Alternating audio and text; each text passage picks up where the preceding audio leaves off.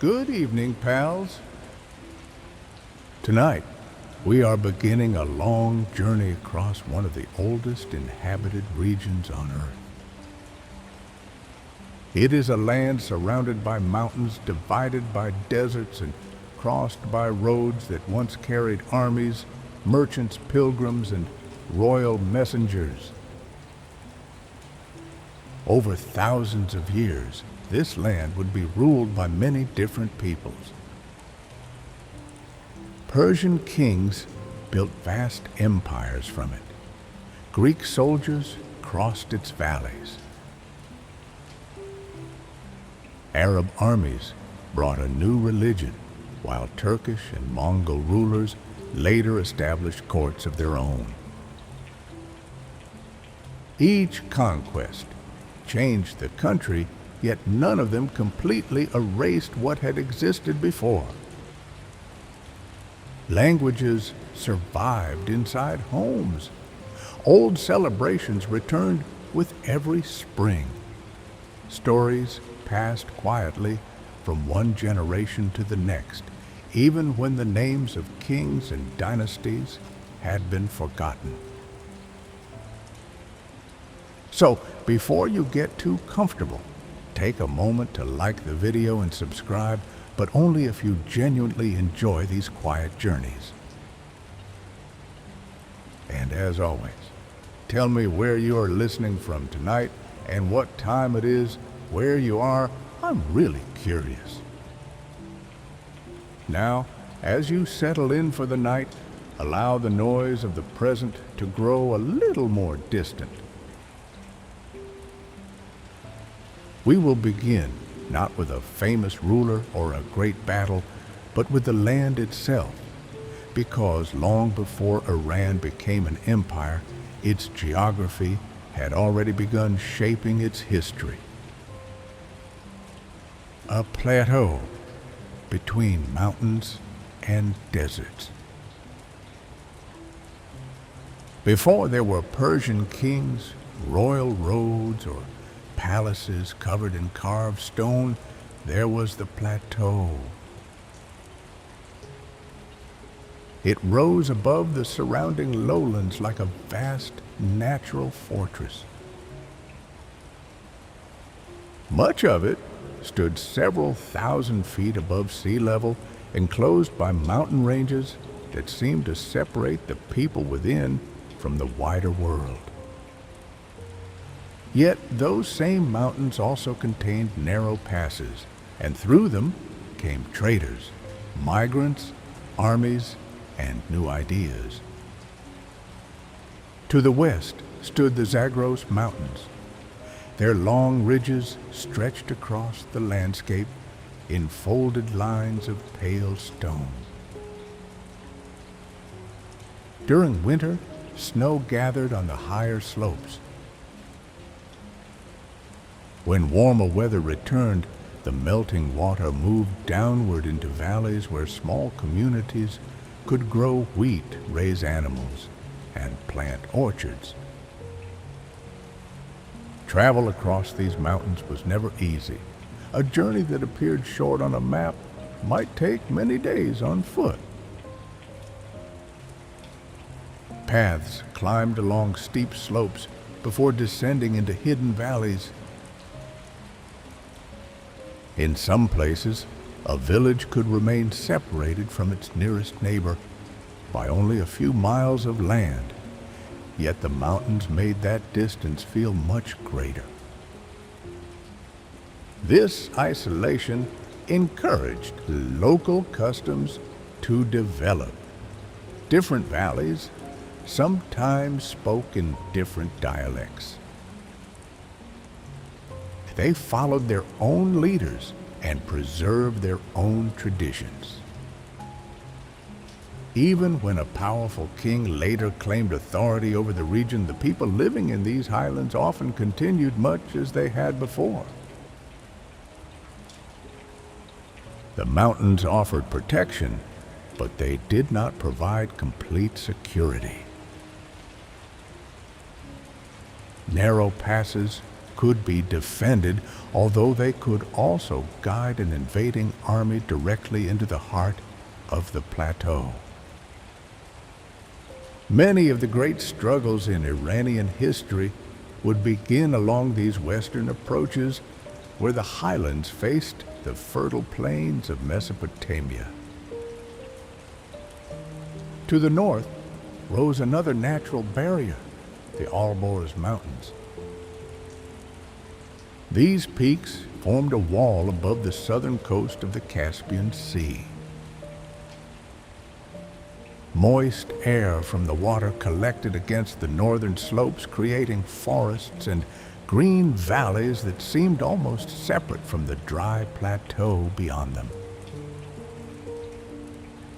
On the southern side of the range, the landscape changed quickly. Rain became less frequent. Vegetation grew thinner, and the air carried the dust of a much drier world. The contrast could be striking. A traveler crossing the mountains might leave dense forest behind and descend toward land where water determined nearly every part of life.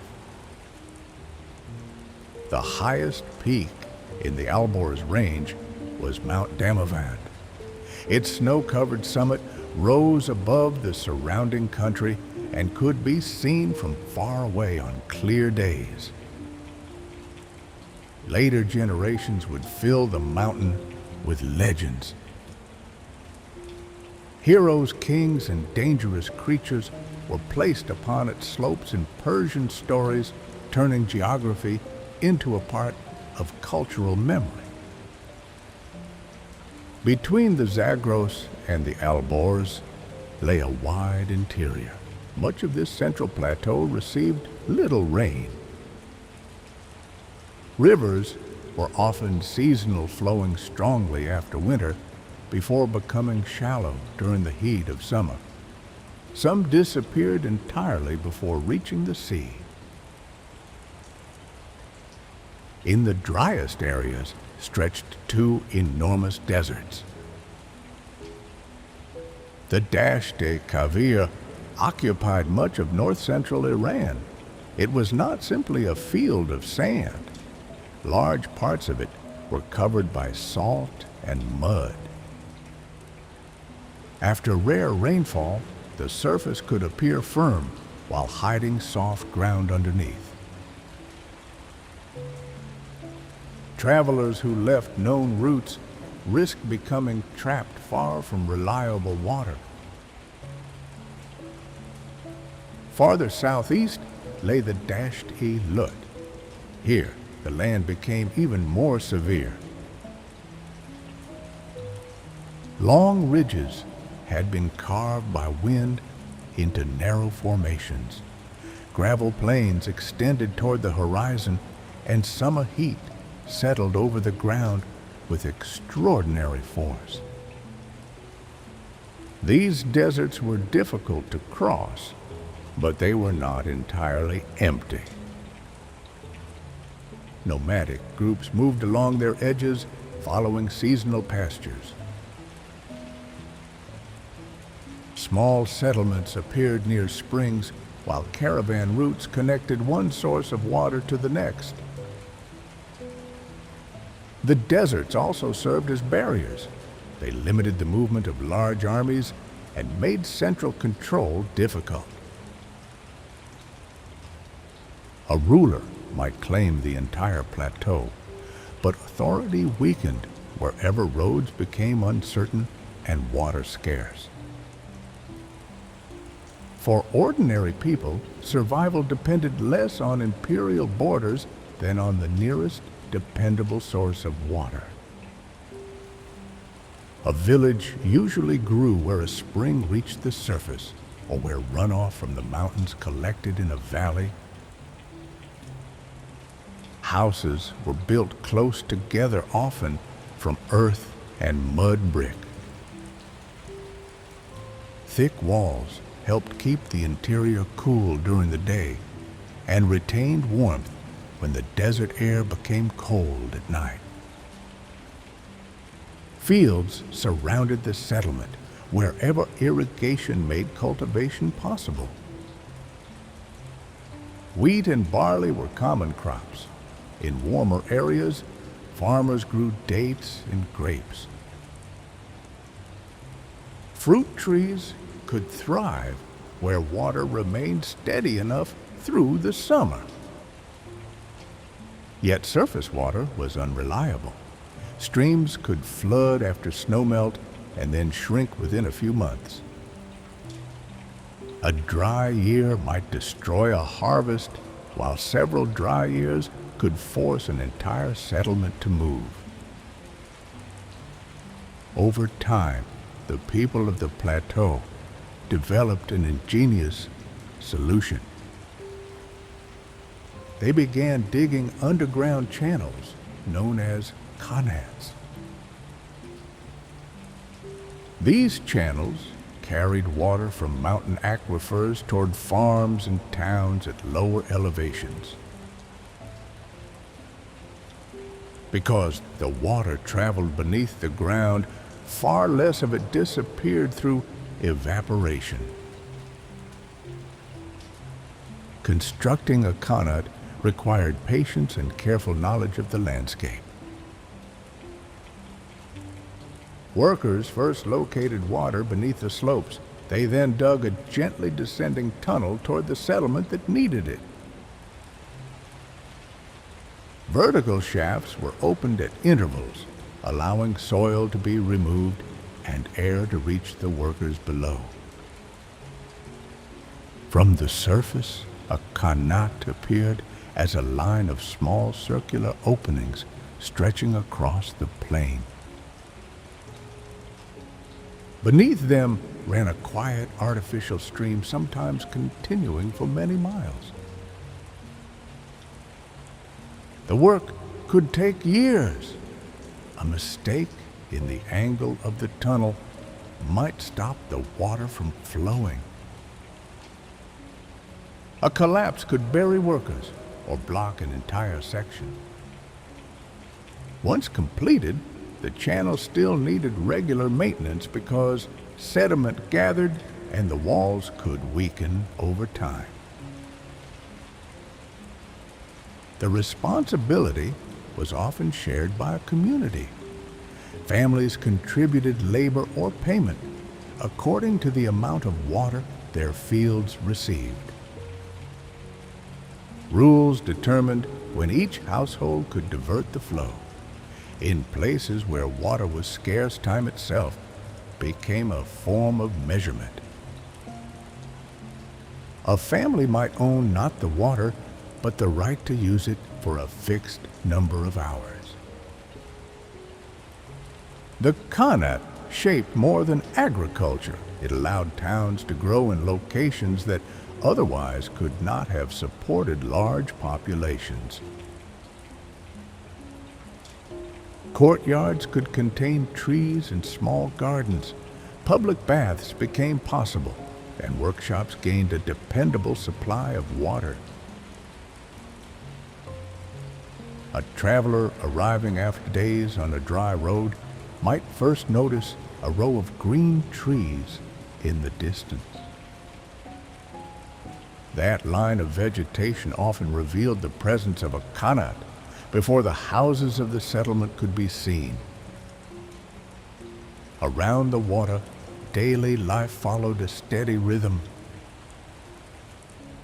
Farmers rose before the strongest heat arrived. Shepherds guided sheep and goats toward the edge of the cultivated land. In the village, grain was ground and bread was baked against the walls of clay ovens. Smoke from cooking fires moved slowly above flat rooftops before fading into the morning air. Children carried small containers from the water channel. Craftsmen repaired tools in shaded workshops. Traders arrived with saltcloth, metal objects, or news from settlements beyond the mountains. Most people knew little about distant kingdoms. A change of ruler might be announced by an official collecting taxes, but the seasons remained more immediate. Planting, harvest, and the movement of animals shaped the year more clearly than the rise or fall of a dynasty. This did not mean that the plateau was cut off from the world. Iran stood between several major regions. Mesopotamia lay to the west, beyond the Zagros. Central Asia opened to the northeast. Routes toward the Indian subcontinent passed through the eastern lands, while the Persian Gulf connected the south to maritime trade. Goods traveled through these routes long before a single empire controlled them. Stone, timber, metals, and grain moved from one region to another. Ideas followed the same paths carried by merchants and migrants who stopped in towns along the way. The geography of the plateau created a recurring pattern. Mountains divided communities while roads brought them together. Deserts slowed conquest, but they also concentrated movement along a small number of routes. Water supported settlements, yet its scarcity required cooperation and careful administration. These conditions would later influence the way Iranian states were governed. A ruler needed local officials who understood the valleys and irrigation systems under their authority. Roads had to be protected because communication across the plateau could otherwise become painfully slow. Empires that ignored local customs often found their control weakening beyond the major cities. The land encouraged resilience. Communities learned how to survive dry years, shifting borders and distant governments. They repaired water channels after invasions and returned to fields that had been abandoned. A city might be conquered, but the surrounding villages often continued to follow older patterns of work and belief. This helps explain why Iranian civilization survived so many political changes. The strength of the region did not rest only in palaces or armies. It also existed in small settlements that knew how to live within a difficult landscape. Long before famous kings appeared, people had already learned to carry water beneath deserts and build homes against the cold of the highlands. They had created routes through mountain passes and markets beside springs. Their lives formed the foundation upon which later empires would rise. In the southwestern lowlands, where rivers flowed out from the Zagros toward the plain settlements, became larger and more permanent. Mud brick buildings gathered around temples, while scribes began recording goods and obligations on clay. Among these early cities was a place that would remain important for thousands of years. Its streets belong to a civilization older than Persia itself, and it is there that the next part of our story begins. Before the Persians. The story of Iran did not begin with Cyrus Darius or the palaces of Persepolis. Long before the Persians arrived on the plateau, communities had already formed in the fertile lowlands near the Zagros Mountains.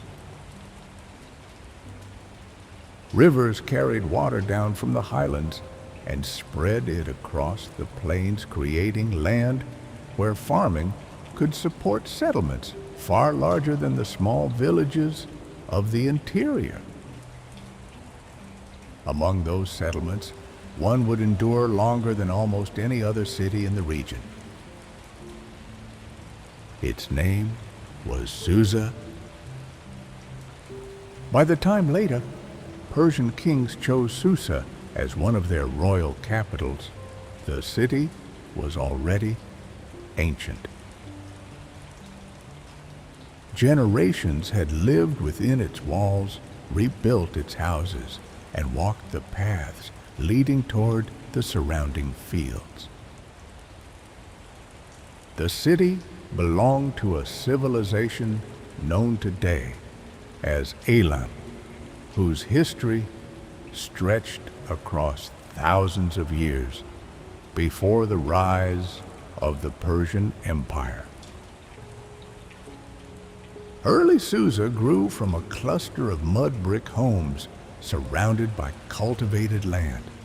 Its location gave the settlement several advantages.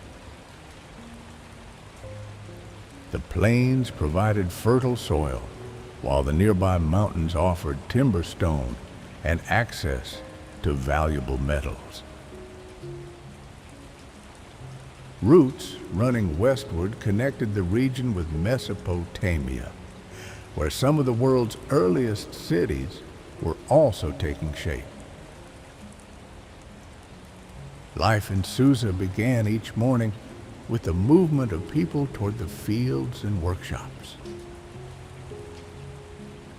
Farmers passed through the city gates carrying simple tools, while animals pulled wooden plows across the damp soil. In the shaded streets, potters prepared clay and shaped it into storage jars. Other craftsmen worked with metal or wove cloth on wooden frames. The city depended upon these ordinary forms of labor.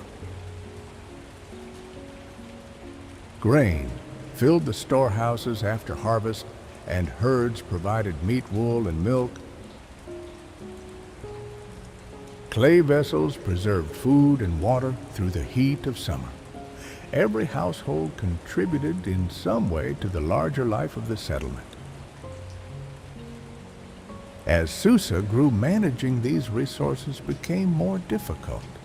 Officials needed to know how much grain had entered the storehouses and how much had been distributed. Workers repairing canals had to be supplied with food, while temples required offerings throughout the year.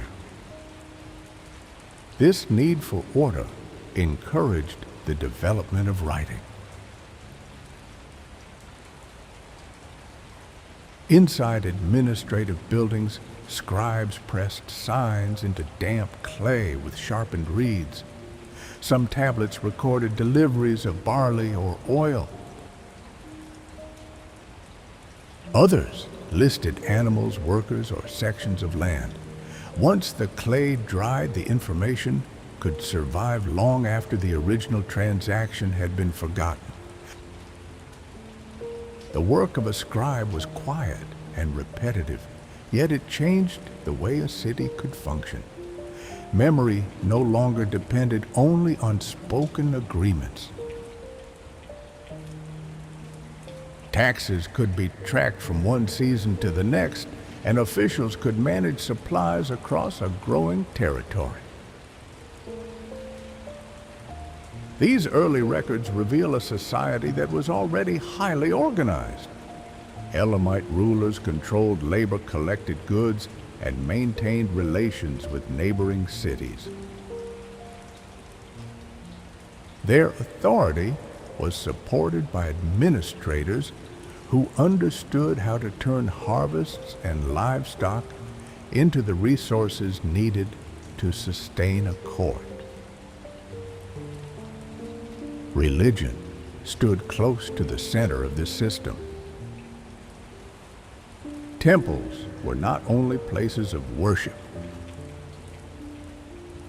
They also owned land and employed workers. Offerings passed through their storerooms, and priests took part in ceremonies connected with the changing seasons. In a world where rainfall and harvests could never be taken for granted, religious ritual gave order to uncertainty. The gods of Elam were closely tied to particular places. Some belonged to individual cities, while others were associated with mountains, rivers, or the protection of royal power. Their names changed over time, and their importance rose or declined as different rulers gained influence. One of the most impressive religious sites built by the Elamites stood not far from Susa. Today, it is known as Chogha Zanbil. The complex was constructed around a great step temple. Its walls were made from millions of bricks, some of which carried inscriptions naming the ruler who had ordered the work. The building rose above the plain and could be seen from far away by anyone approaching along the surrounding roads. For the people who entered the complex, the journey toward the temple would have carried them away from the ordinary spaces of work and trade. Each enclosed area brought them closer to the sacred center. At the highest level, ceremonies were performed in a place that seemed separated from the world below. Chogha Zanbil also demonstrated the power of the ruler who built it. Organizing such a project required a large workforce and steady supplies of food. Bricks had to be shaped, dried, and carried into position over many years. The finished structure showed that the court could command both labor and belief. Elam was never entirely isolated from the civilizations to the west. The plains of Mesopotamia were close enough for trade rivalry and occasional warfare. Merchants crossed the border carrying grain, textiles, timber, and metal. Along with these goods came new artistic styles and methods of administration. Elamite craftsmen learned from neighboring cultures without simply copying them. Their seals, statues, and ceremonial objects developed a character of their own. Human figures were often shown in carefully composed scenes, while animals appeared with remarkable attention to movement and form. Small cylinder seals were especially important. When rolled across wet clay, they left detailed impressions that identified the person who owned them. An official could seal a container or document, leaving behind an image that served as both signature and protection against tampering. These objects reveal how closely art and administration were connected. Even a practical mark of ownership could carry religious symbols or scenes of ceremony. Beauty was not separated from daily function. Relations with Mesopotamia were not always peaceful. Elamite rulers sometimes moved westward when neighboring kingdoms appeared weak. At other times, armies from Babylon or Assyria crossed toward Susa. The city suffered during these conflicts, although conquest rarely brought its life to a complete end. Once the fighting passed, people repaired what had been damaged and returned to familiar work. Irrigation channels were cleared, houses were rebuilt, and fields were planted again when conditions allowed. This ability to recover did not come from any single ruler. It rested in the habits of the population. Builders knew how to work with mud brick, farmers understood the local water system, and families preserved knowledge that could not be carried away as easily as treasure. Susa endured because the city was more than a palace or a wall. It was a network of relationships between the people who lived there and the land that supported them. Over time, different Elamite centers rose in importance. Susa remained influential, but power sometimes shifted toward cities in the highlands. The political structure of Elam was rarely as centralized as the empires that would later dominate the region. This gave Elamite history an uneven rhythm. Strong kings occasionally brought large territories under their authority, but those periods were often followed by division. Local rulers regained independence and alliances were rearranged as circumstances changed.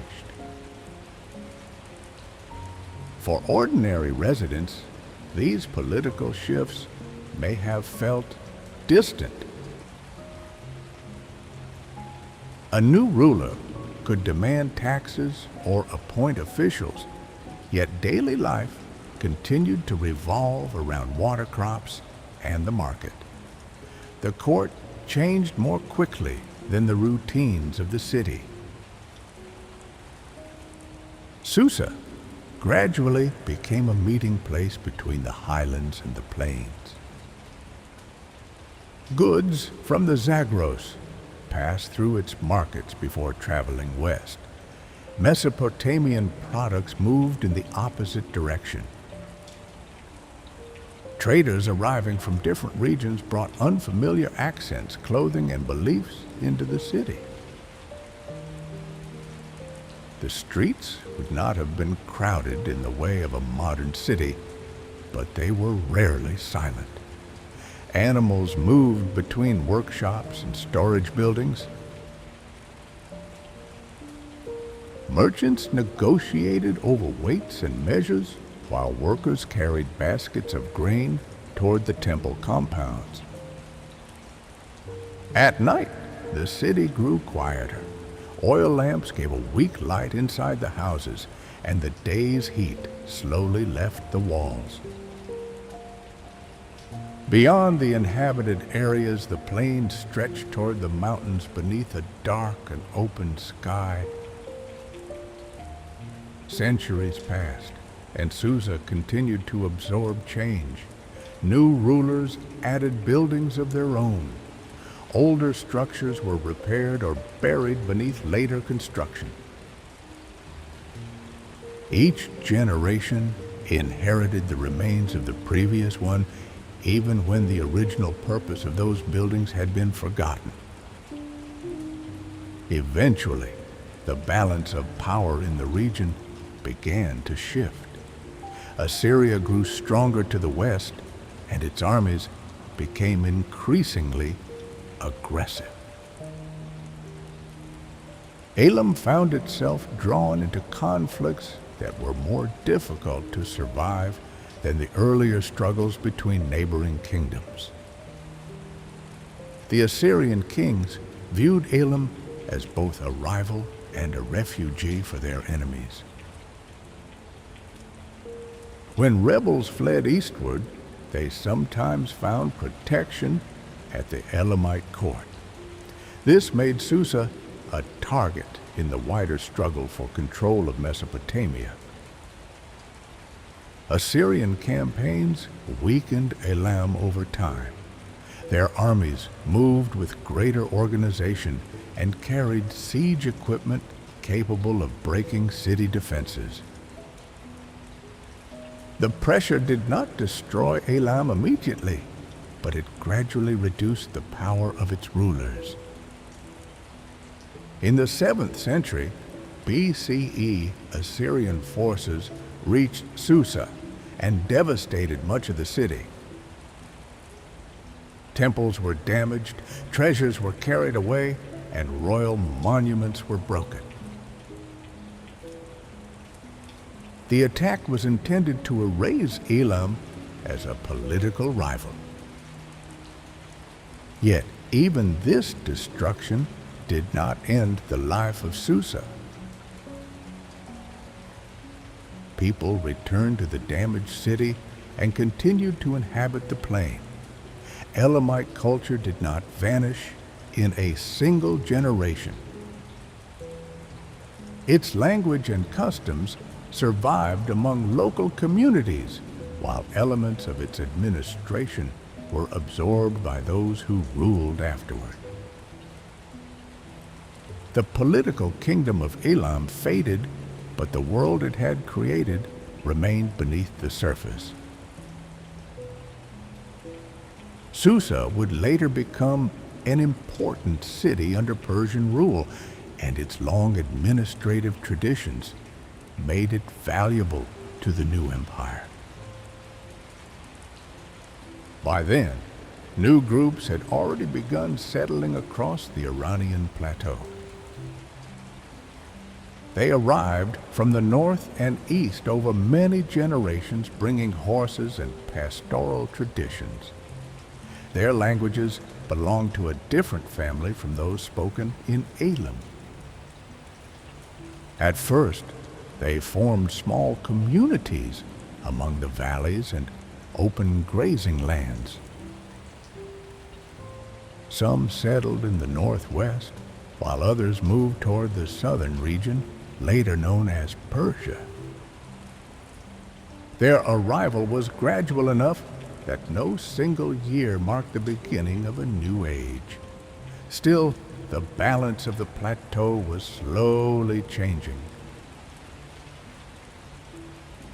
From these communities would emerge the Medes and the Persians, whose kingdoms would carry Iranian power far beyond the mountains that had sheltered their ancestors.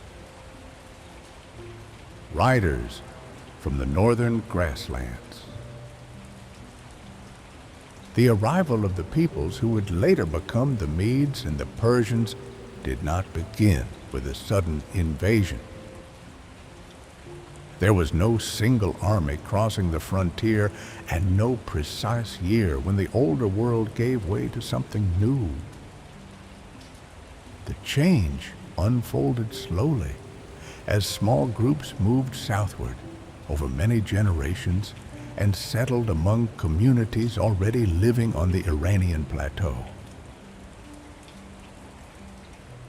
Their distant origins lay beyond the northern mountains and the broad grasslands of Central Asia. There, life depended on movement. Families followed their herds across open country, searching for fresh pasture as the seasons changed. Horses carried riders over long distances, while cattle and sheep provided food, clothing, and wealth. The landscape encouraged a different way of living from the cities of Elam. There were fewer permanent buildings and fewer written records.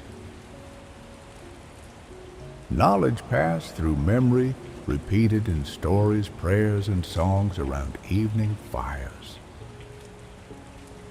A family's history could be preserved in the names of ancestors, while older tales explained the duties owed to the gods and to the wider community.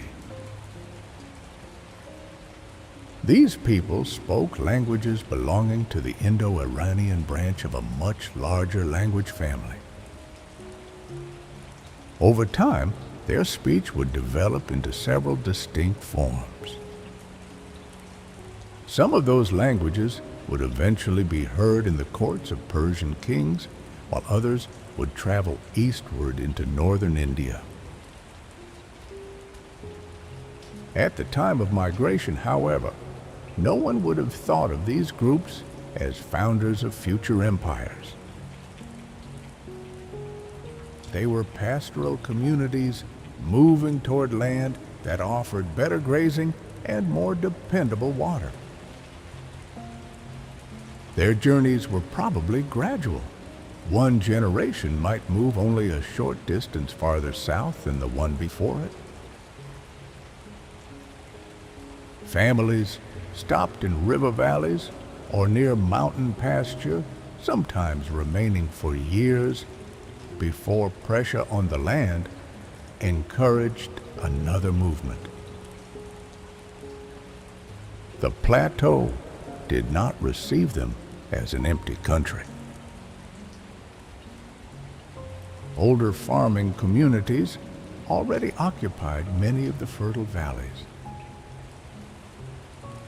Elamite influence remained strong in the southwest, while other local peoples lived across the western mountains and central plains. The newcomers entered this complex world slowly, sometimes through conflict and sometimes through cooperation. Pastoral families needed grain, metal, tools, and pottery. Settled communities wanted horses, livestock, and access to trade routes crossing the uplands. Exchanges began at the edges of villages and seasonal camps, where people who did not share the same language learned to negotiate through gestures, repeated words, and familiar measures of value. In some regions, newcomers adopted local farming methods and became permanent residents. Elsewhere, they continued moving between summer and winter pasture. Their identity did not disappear when they settled, but it changed as older traditions met the realities of a new landscape. The horse remained central to their way of life. On the northern grasslands, horses had already transformed travel and warfare. A rider could cover distances that would take much longer on foot, while horse-drawn chariots gave warriors speed on open ground. On the Iranian plateau, these skills carried considerable value.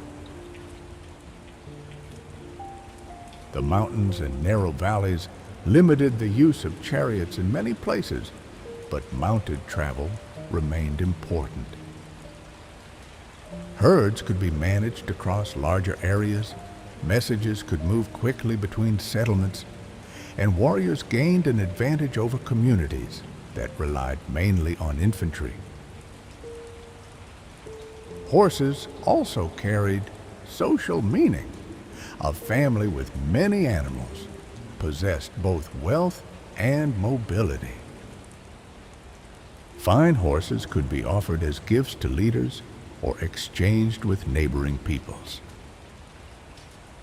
Later, empires would draw heavily on the plateau's reputation for strong cavalry, but that tradition began in these earlier centuries among communities for whom riding was part of everyday life.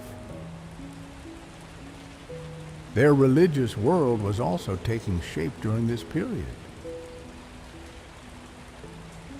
The sacred traditions later collected in the Avesta preserve echoes of an older society built around cattle, firewater, and the open sky.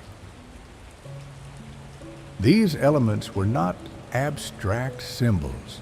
They belonged to the world people encountered every day. Fire provided warmth and protection. It transformed food and gave light after sunset. Because it consumed without appearing to become dirty itself, it came to represent purity and order. Water carried an equally important meaning. On the dry plateau, a clear spring or flowing stream could sustain an entire community. Polluting such a source was not only impractical, but also morally dangerous. Many gods and spiritual beings appeared in these early traditions. Some were connected with the sunstorm's agreements or victory. Others represented forces that threatened order and well-being. Over time, a more focused religious vision emerged around Ahura Mazda, the wise lord. He came to be associated with truth, justice, and the proper arrangement of the world. This religious development is closely connected with the prophet Zarathustra, known in the West as Zoroaster. His exact lifetime remains uncertain, and scholars have placed him in different periods. What matters more is the transformation represented by the teachings preserved in the oldest hymns of the Avesta. Zarathustra described human life as part of a moral struggle. People were not simply subject to the unpredictable wishes of many gods. They were expected to choose between truth and falsehood through their thoughts, words, and actions. This emphasis gave ordinary behavior a deeper significance. Honesty and an agreement mattered because it supported order. Care for cattle and land mattered because creation itself was worthy of protection. A lie could damage more than a single relationship since it placed the speaker on the side of disorder. The message did not spread everywhere at once. Older beliefs continued alongside it, and different communities understood the teachings in their own ways. What eventually became Zoroastrianism developed gradually, rather than appearing as a complete religious system in a single moment. At first, these traditions were preserved orally. Priests memorized prayers with careful attention to pronunciation. A small mistake could alter the rhythm or meaning of a sacred passage, so training required patience and repetition. Young students listened to their teachers and recited the same words until they could carry them accurately without written support. This oral discipline allowed religious texts to survive for centuries before they were finally written down. The language of the oldest hymns became increasingly distant from everyday speech, yet priests continued preserving it because the sound of the words was considered part of their sacred value. Religion also shaped social order. Early Iranian communities seem to have recognized distinct roles within society. Priests oversaw ritual and preserved sacred knowledge. Warriors protected the group and followed powerful leaders. Herders and farmers produced the food that sustained everyone else. These divisions were not always rigid, especially in small communities where one person might perform several roles. Still, they offered a basic framework for understanding duty. Leadership often rested with men who could protect herds and resolve disputes.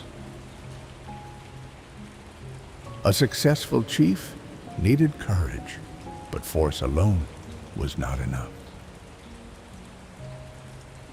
He also had to distribute gifts, maintain alliances, and prevent quarrels from dividing the community.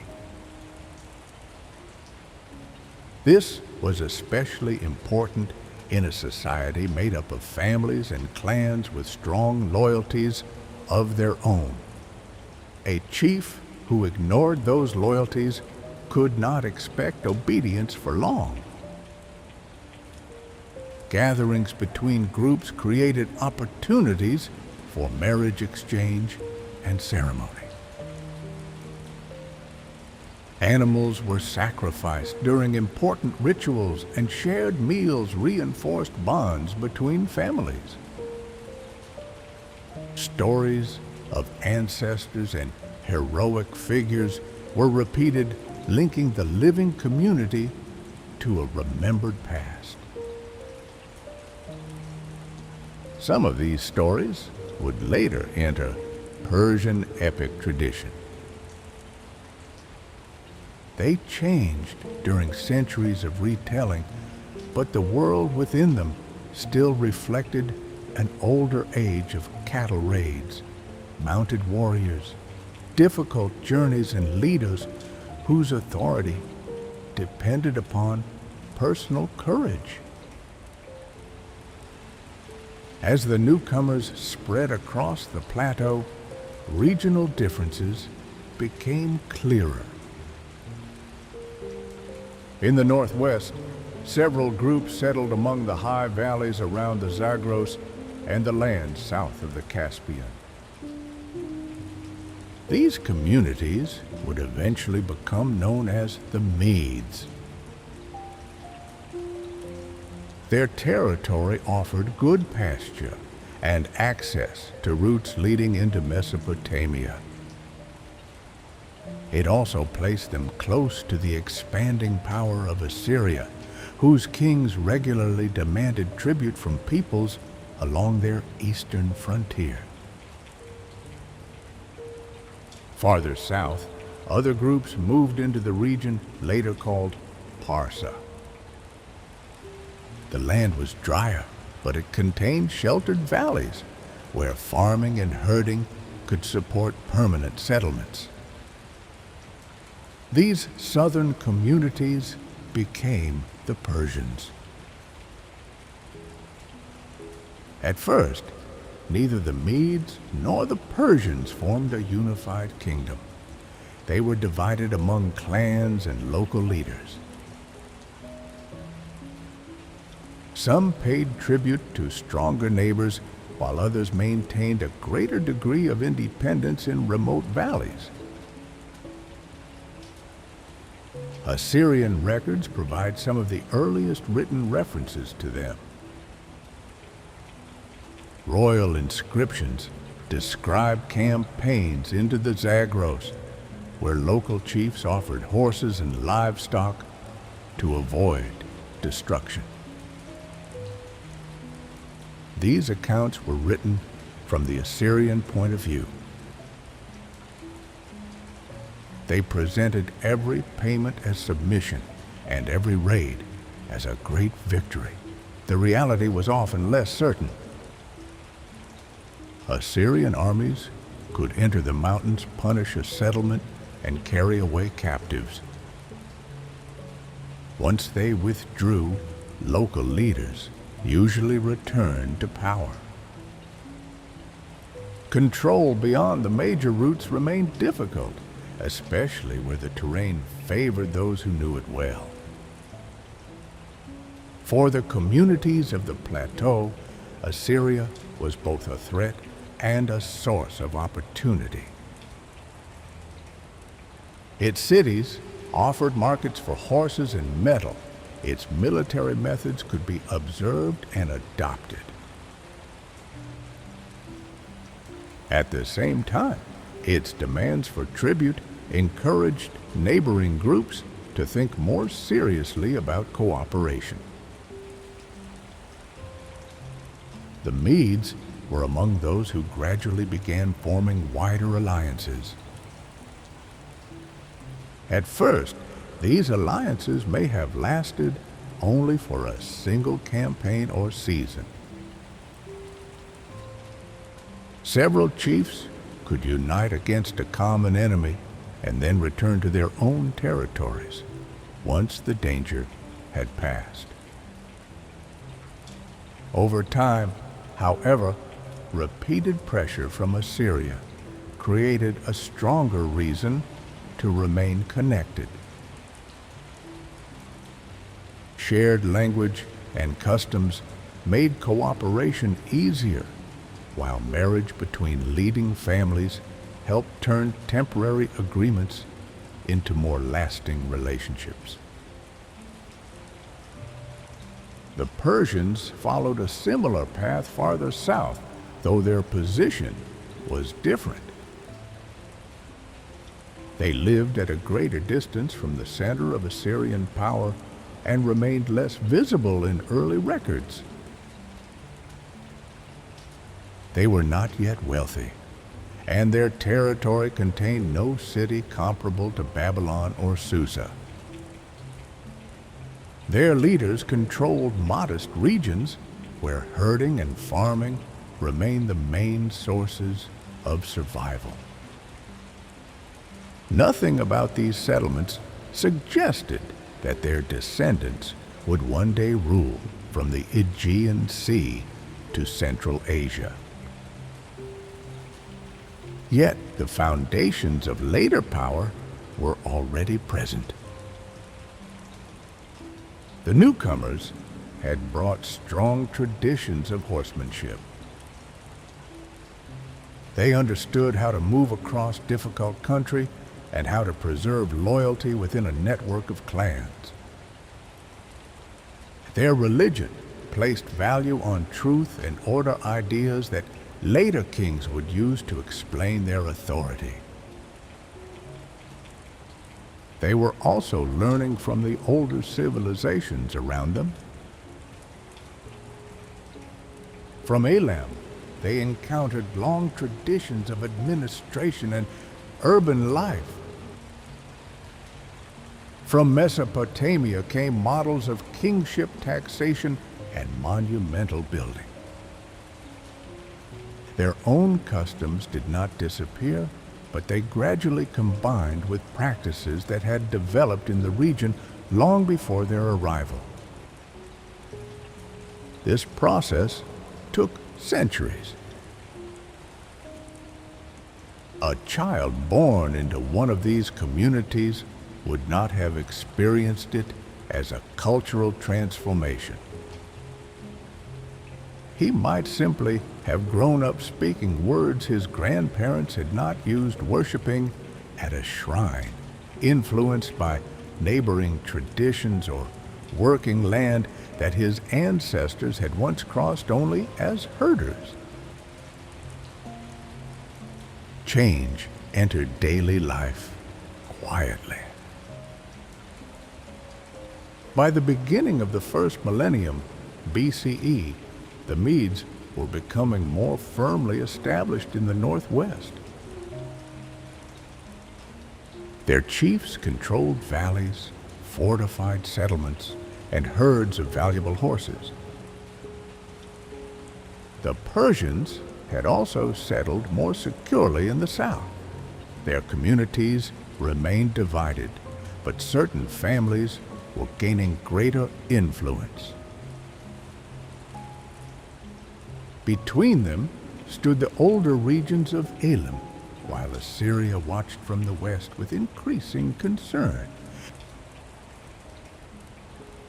The plateau was still far from united. It contained many peoples and local rulers, each responding to its own landscape and immediate dangers. Yet a new political world was beginning to form among the western mountains. The pressure of Assyrian expansion would eventually push the Median clans toward a stronger kind of unity, and from that effort would emerge the first great Iranian kingdom. The first kingdom of the Medes. For many years, the Medes lived in separate communities scattered across the valleys and mountain slopes of western Iran. They spoke related languages and shared many customs, yet no single ruler commanded them all. Each settlement looked first to its own chief, whose authority depended on family ties, personal reputation, and the support of local warriors. This arrangement had worked while outside pressure remained limited. A village could settle its own disputes and protect nearby pasture. When danger appeared, neighboring groups might form a temporary alliance. Once the threat had passed, each community usually returned to its own affairs. The growing power of Assyria made this independence more difficult to preserve. From the plains of northern Mesopotamia, Assyrian armies moved steadily eastward toward the Zagros Mountains. Their kings wanted horses, livestock, and control of the routes leading into the Iranian highlands. Military campaigns reached the valleys where the Medes lived, and local chiefs were often forced to offer tribute. The Assyrians possessed a level of organization that the Median clans had not yet developed. Their soldiers marched under a central command, while officials kept records of supplies and tribute. Siege equipment allowed them to attack fortified settlements, and their reputation for severe punishment encouraged many communities to submit before a battle began. For the Medes, the problem was not a lack of courage. It was the absence of lasting unity. One valley might resist, while another negotiated.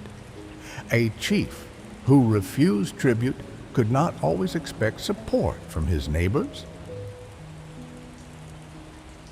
Assyrian troops could therefore move from one settlement to the next, dealing with each community separately.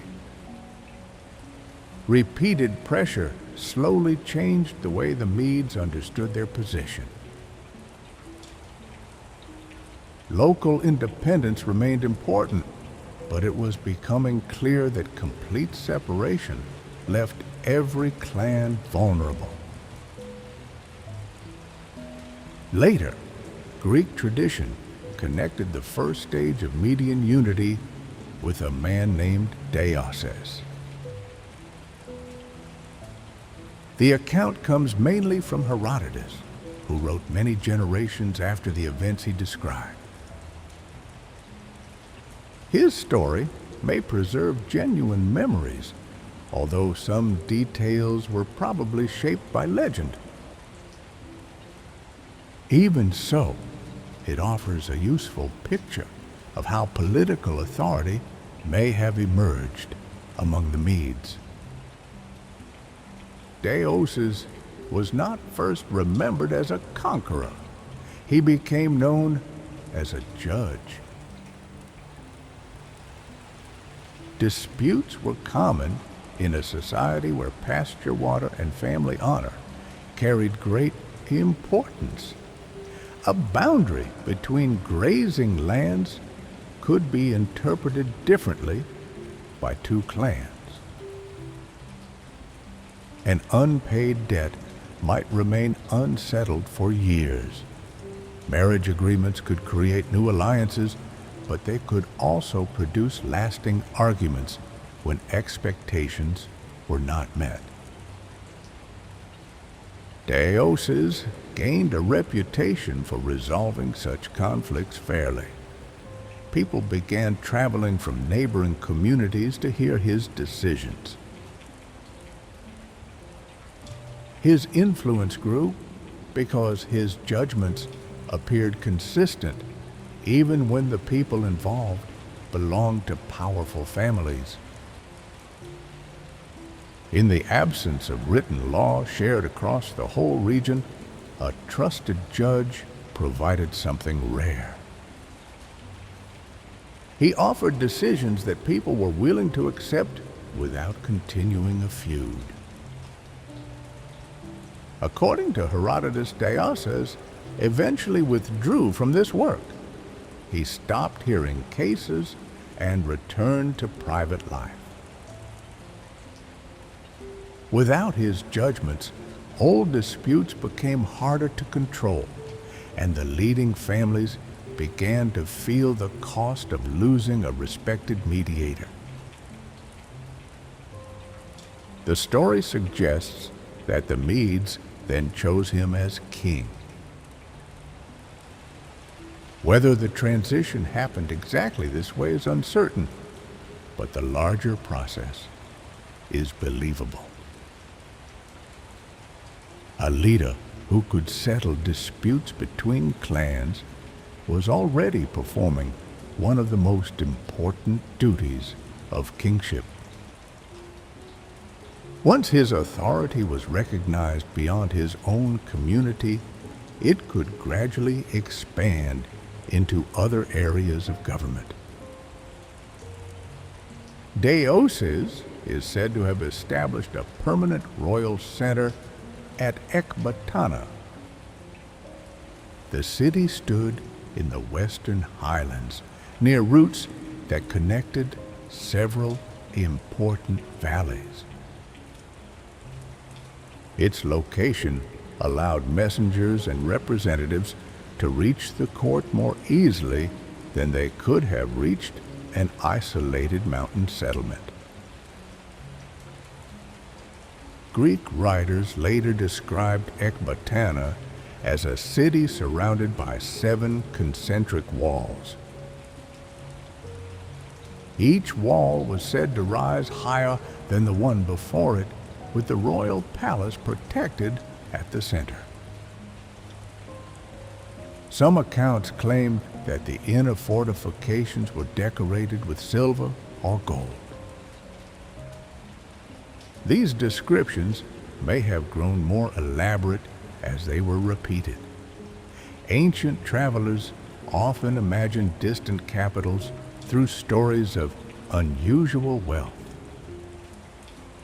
Yet Ecbatana was clearly important, even if its appearance was less spectacular than later authors suggested. The city gave the Medes a visible political center. A ruler who hoped to govern several clans needed more than a household and a group of loyal warriors. He required officials who could receive messages and preserve agreements.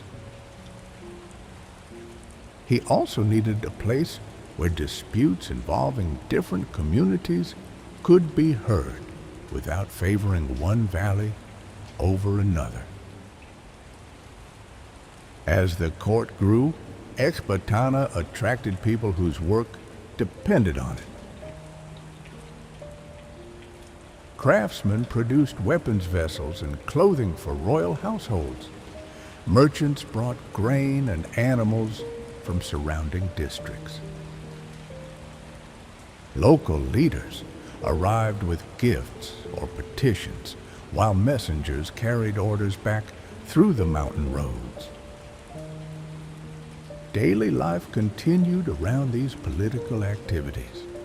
Farmers left the city in the morning and returned after work in the nearby fields. Shepherds passed through its markets when they brought animals down from higher pasture. In workshops, clay vessels were shaped and metal tools were repaired.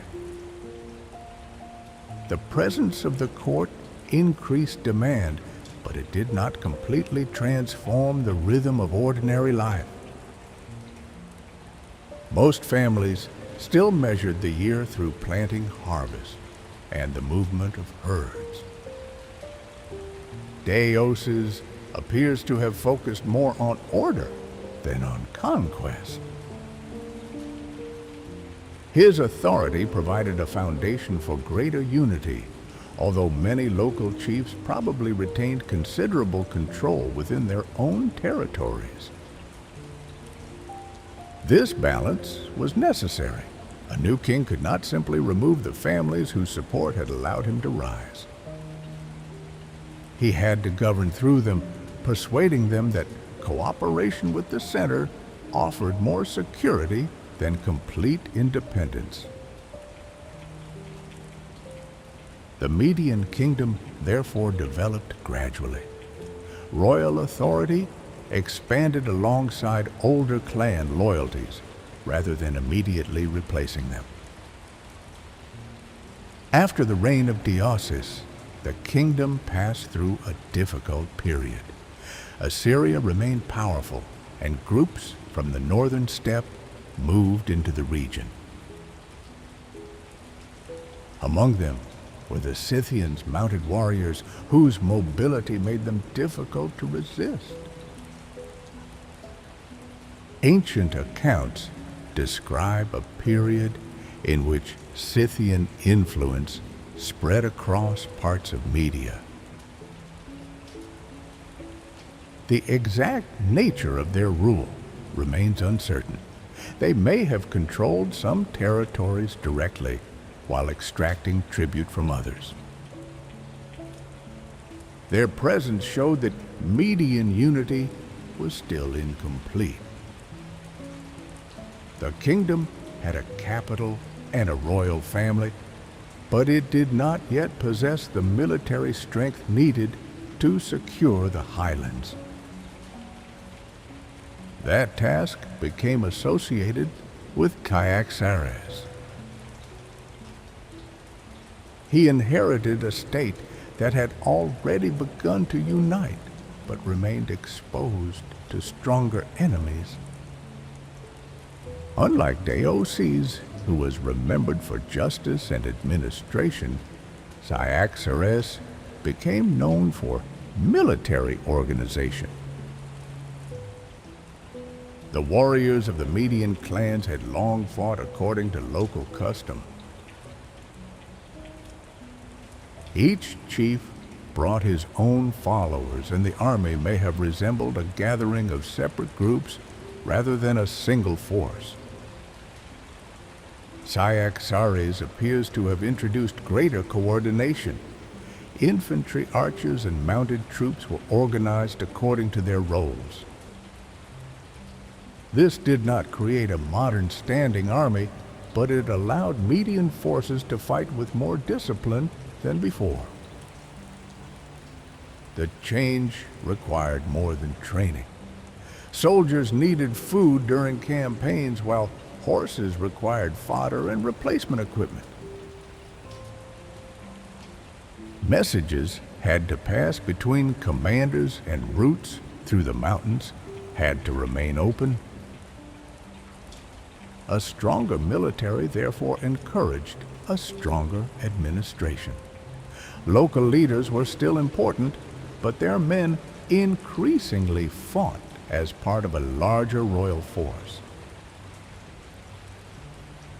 Cyrus also had to deal with the Scythians. Later tradition describes him removing their leaders through deception at a banquet, although this story may reflect legend rather than a precise account. What seems clear is that Median power recovered and the influence of the northern warriors declined. Once the immediate threat had been contained, attention returned to Assyria. By this time, the Assyrian Empire was no longer as secure as it had once appeared. Its rulers had spent generations fighting wars across a wide territory. Rebellions broke out in several regions, and the royal court suffered from disputes over succession. The empire remained dangerous, but its enemies now had opportunities that earlier generations had lacked. Cyaxares formed an alliance with Babylon, where resistance to Assyrian control had grown under a ruler named Nabopolassar. The Medes and Babylonians had different interests, yet both wanted to destroy the power that had dominated the region for so long. For the Medes, the conflict carried the memory of repeated invasions into the Zagros. For Babylon, it offered a chance to end foreign rule and recover political independence. The alliance was strengthened through diplomacy between the ruling families. Ancient traditions mention a marriage connecting the Median and Babylonian courts, although the details remain uncertain. Whatever form the agreement took, the two powers coordinated their attacks with increasing success. Median forces moved against the Assyrian heartland from the east, while Babylonian armies advanced from the south. The campaign did not end in a single battle. Fortified cities had to be isolated, and the alliance had to survive the difficulties of moving armies across long distances. Supplies traveled slowly, especially where roads had been damaged or harvests had failed. For soldiers on the march, the war was experienced less as a sequence of famous victories than as long days of walking and waiting. Camps had to be established near sources of water. Animals were fed before darkness, and sentries remained awake while the rest of the army slept. When the forces finally approached Nineveh, they stood before one of the greatest cities of the ancient world. Nineveh had been the center of Assyrian power. Its palaces contained carved reliefs showing royal hunts and military campaigns. Administrative records preserved the movement of goods across the empire, while temples served gods whose protection had long seemed secure. Its walls had been built to resist attack, and its rulers had every reason to believe that the city could survive. The siege lasted for months. The Medes and Babylonians pressed against the defenses, while conditions inside the city became increasingly difficult. Later, accounts connected the fall of Nineveh with flooding perhaps caused by unusually high water or damage to defenses near the river. In 612 BCE, the city was captured. The event did not immediately destroy every remaining Assyrian force. Resistance continued for several years in other places. Yet the fall of Nineveh marked the end of the empire as the dominant power of the Near East. For the Medes, the victory represented a complete reversal of fortune. The people who had once paid tribute to Assyrian kings had helped destroy their capital. Mountain communities that had previously struggled to defend individual valleys now belonged to a kingdom capable of shaping events far beyond the plateau. Territories once controlled by Assyria were divided among the victors. Babylon became the leading power in Mesopotamia, while the Medes expanded their influence across much of western Iran and into neighboring regions. Ecbatana grew in importance as wealth and tribute reached the royal court. Local leaders who had supported Cyaxares gained status, while new responsibilities developed around the administration of the enlarged kingdom. The victory also changed the political imagination of the Iranian plateau. Unity had first emerged as a response to danger. It now offered access to power trade and wider influence. Still, the Median state was not organized in the same way as the later Persian Empire. Royal authority depended heavily on alliances with noble families.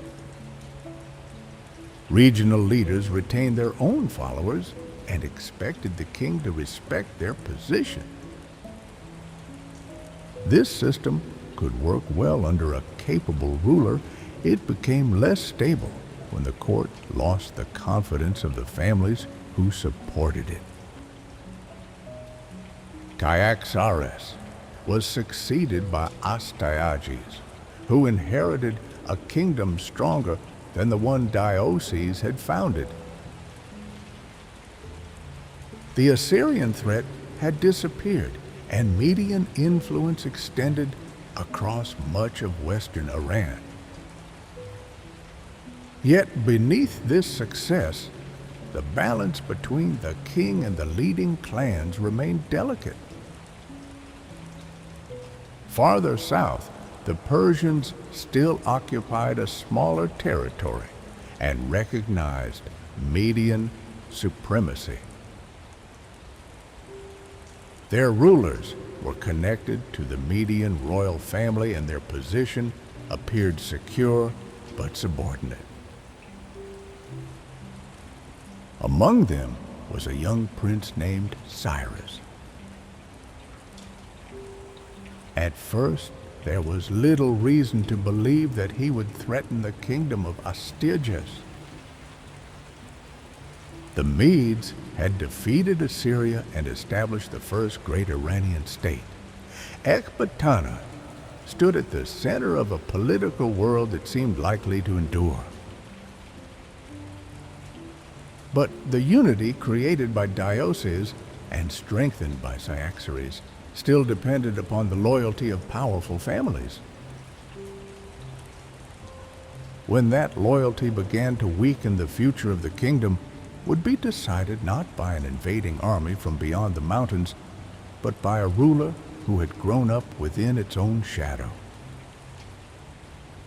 Cyrus and the birth of an empire. When Astyages inherited the Median throne, he ruled a kingdom that appeared stronger than any earlier Iranian state. Assyria had disappeared. Ecbatana had become the political center of the highlands, and the leading noble families accepted Median authority across a wide territory. From the outside, there seemed to be little reason to doubt that the kingdom would continue growing under its own dynasty.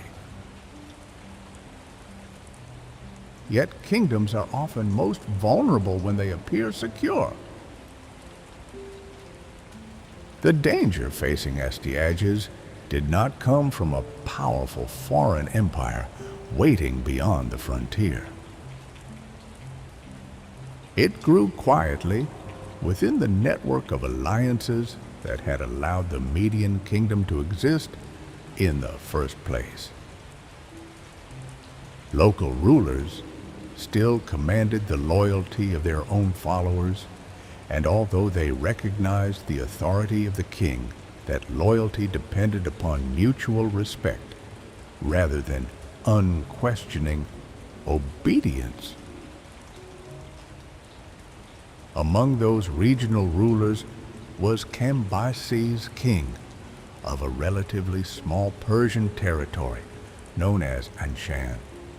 Compared with Media, his lands were modest. The valleys of Persis lay farther south, where the mountains gradually opened toward warmer plains in the Persian Gulf.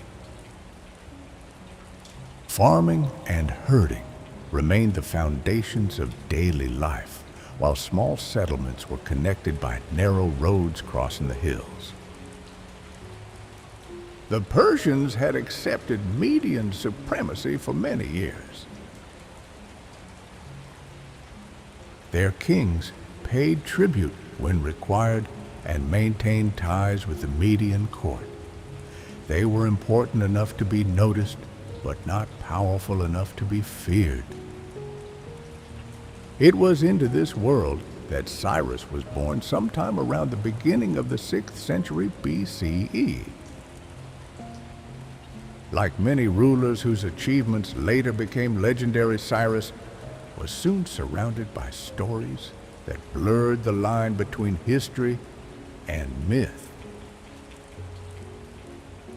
Ancient authors preserved several different versions of his childhood, and not all of them can be accepted as literal fact. Even so, these stories reveal how later generations understood the extraordinary career of the man who would transform the political map of the ancient world. According to Herodotus, Astyages experienced a troubling dream before Cyrus was born. In one version, he dreamed that a vine grew from the body of his daughter Mandane until it spread across all of Asia.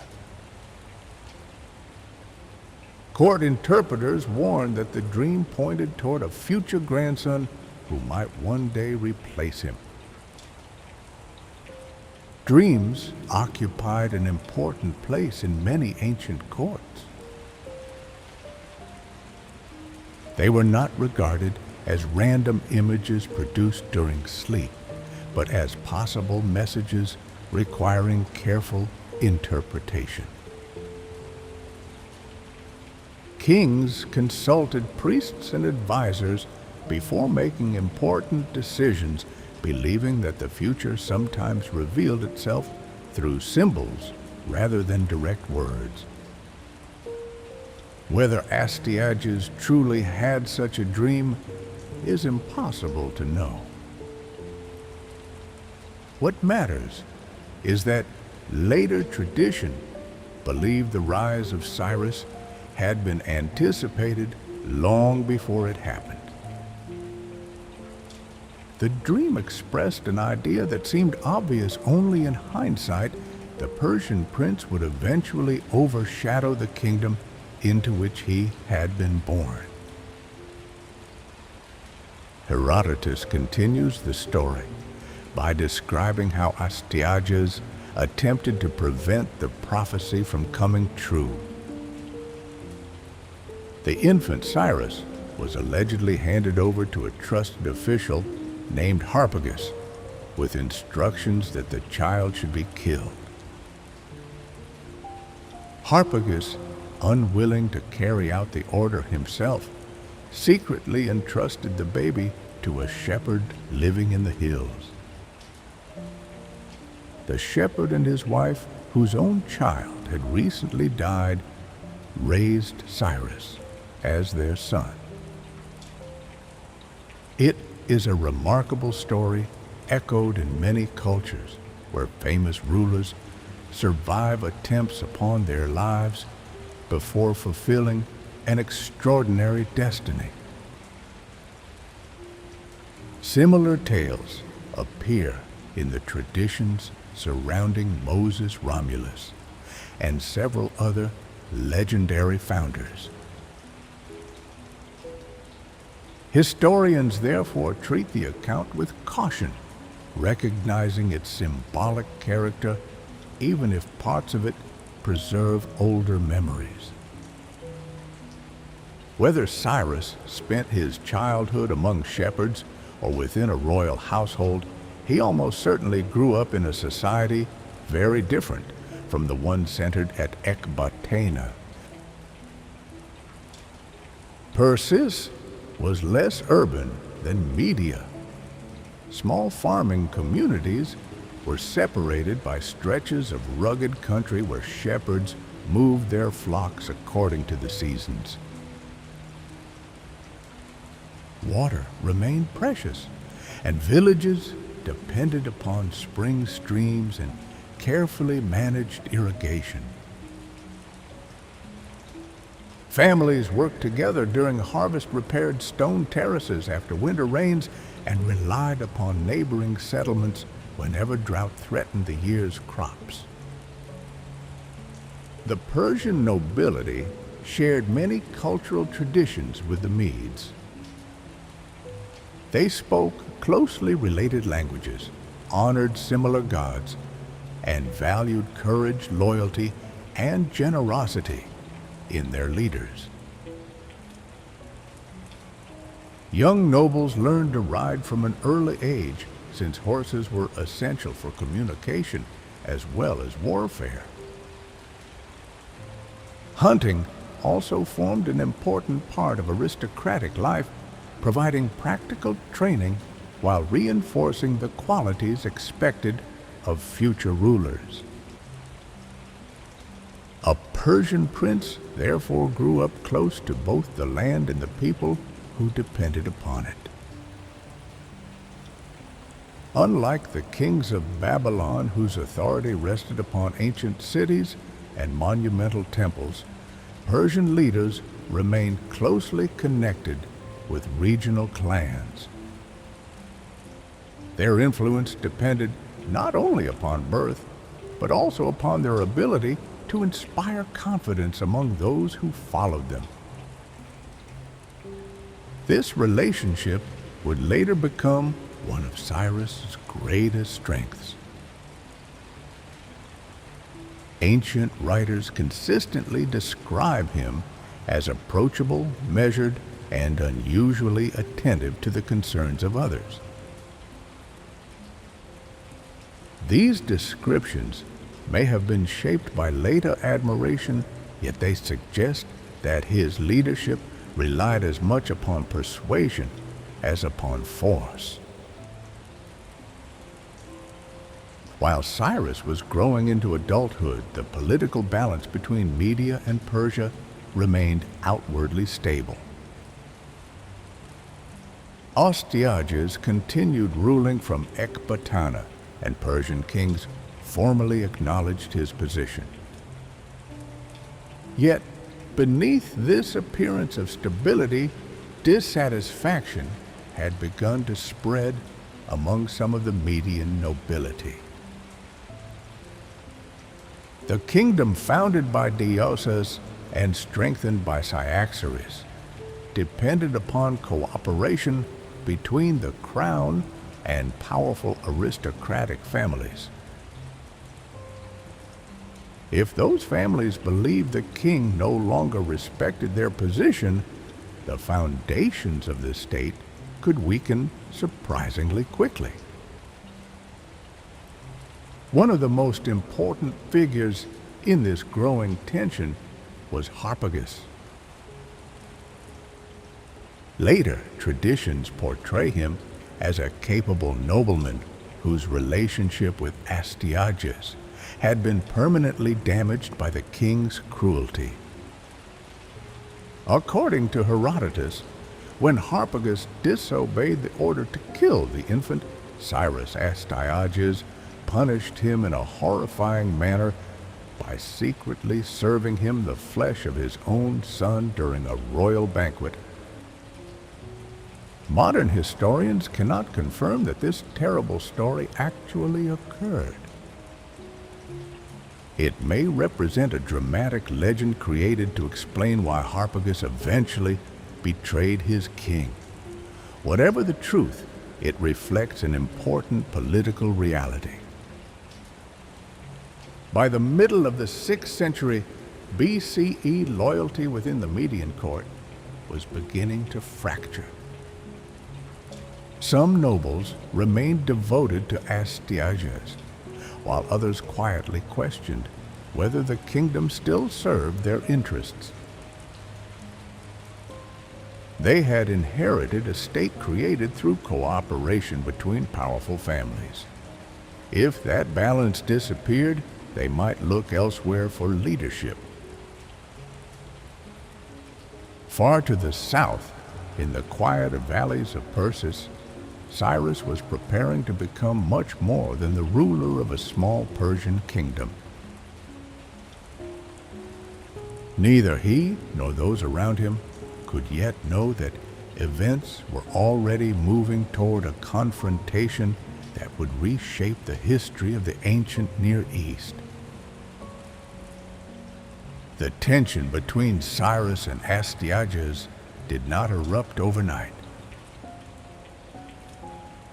Like many turning points in history, it emerged from years of quiet dissatisfaction rather than a single dramatic event. The Persian ruler had inherited a position that was both secure and limiting. He governed his own people, yet remained expected to acknowledge the authority of the Median king. For a time, that arrangement served both kingdoms well. The Medes retained their influence across the plateau, while the Persians enjoyed stability under the protection of a stronger neighbor. As the years passed, however, relationships within the Median court became increasingly strained. Astyages had inherited a kingdom built through cooperation between the royal house and the leading noble families. But maintaining that balance demanded patience and political judgment.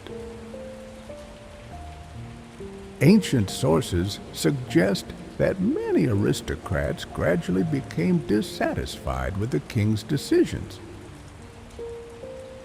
Whether those grievances concerned personal rivalries, royal authority, or questions of succession, the result was the same. Confidence in the court began to weaken. Among the men watching these changes closely was Harpagus. His earlier conflict with Astyages had never truly disappeared. Whatever had happened between them, later generations remembered Harpagus as a noble whose loyalty had been replaced by quiet resentment. Rather than challenging the king openly, he appears to have waited for an opportunity when change might succeed where rebellion alone would have failed. That opportunity arrived in Persia. The exact sequence of events is difficult to reconstruct after more than 2.5 millennia, but around the middle of the 6th century BCE, Cyrus refused to remain merely a regional ruler under Median supremacy. He gathered the support of Persian nobles and called upon neighboring communities that shared both language and tradition with his people. For many of them, this was not simply a war against Media. It was a chance to place Persian leadership on equal footing with the kingdom that had long dominated the Iranian plateau. When news of the uprising reached Ecbatana, Astyages responded in the manner expected of an experienced king. He ordered the Median army to prepare for campaign and entrusted part of its command to Harpagus. On paper, the balance of power still favored the Medes. They possessed greater resources, a larger kingdom, and the prestige that came from decades of political leadership. Yet, armies are held together by more than numbers. They also depend upon trust. Ancient writers claim that Harpagus secretly communicated with Cyrus before the campaign began, encouraging him to continue the revolt and promising support from dissatisfied members of the Median nobility. Whether every detail of this account is accurate remains uncertain, but the outcome strongly suggests that divisions already existed within the Median leadership. As the two armies approached one another, the conflict unfolded not only on the battlefield, but also within the minds of those expected to fight. Some Median commanders remained loyal to Astyages without hesitation. Others saw in Cyrus a leader who might restore cooperation between the great families and the crown.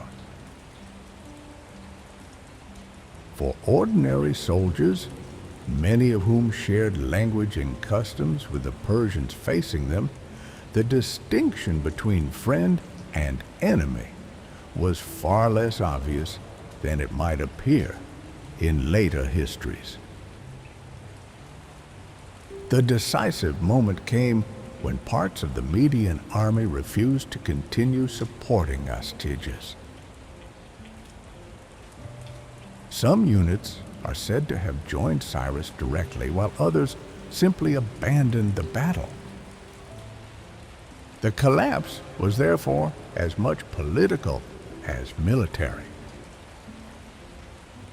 Once confidence in the king disappeared, the structure that had united the kingdom under Deioces and Cyaxares began to unravel with surprising speed. Astyages was eventually captured. Ancient sources differ in their descriptions of what followed, yet one detail stands out because of its unusual character. Cyrus did not order the execution of the defeated king. In the ancient Near East, victorious rulers often demonstrated their authority through harsh treatment of former rivals. Executions, public humiliation, and the destruction of royal families were familiar features of political life. Cyrus chose a different course. Astyages appears to have been spared and treated with a degree of respect, although he no longer exercised political authority. Whether this decision reflected personal character, political calculation, or both, it established a pattern that would become one of the defining features of Cyrus's rule. He preferred to inherit kingdoms rather than erase them. The capture of Ecbatana marked the end of the Median kingdom as an independent state, but it did not bring an end to the Medes themselves. Their nobles continued serving within the new government, their soldiers joined Persian armies, and their administrative experience became one of the foundations upon which the new empire would grow. This was one of Cyrus's greatest strengths. Instead of replacing every institution he encountered, he often adapted what already worked experienced officials remained in office. Local traditions were respected whenever possible.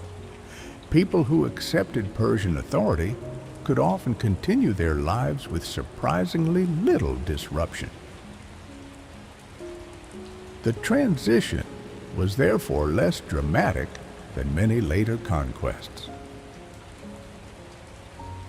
Merchants still opened their shops in Ecbatana each morning. Farmers continued harvesting grain in the surrounding valleys.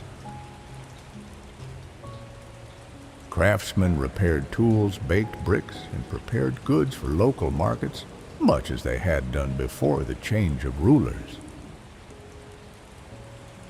News of the new king spread gradually through conversation travelers and royal messengers rather than through immediate transformation.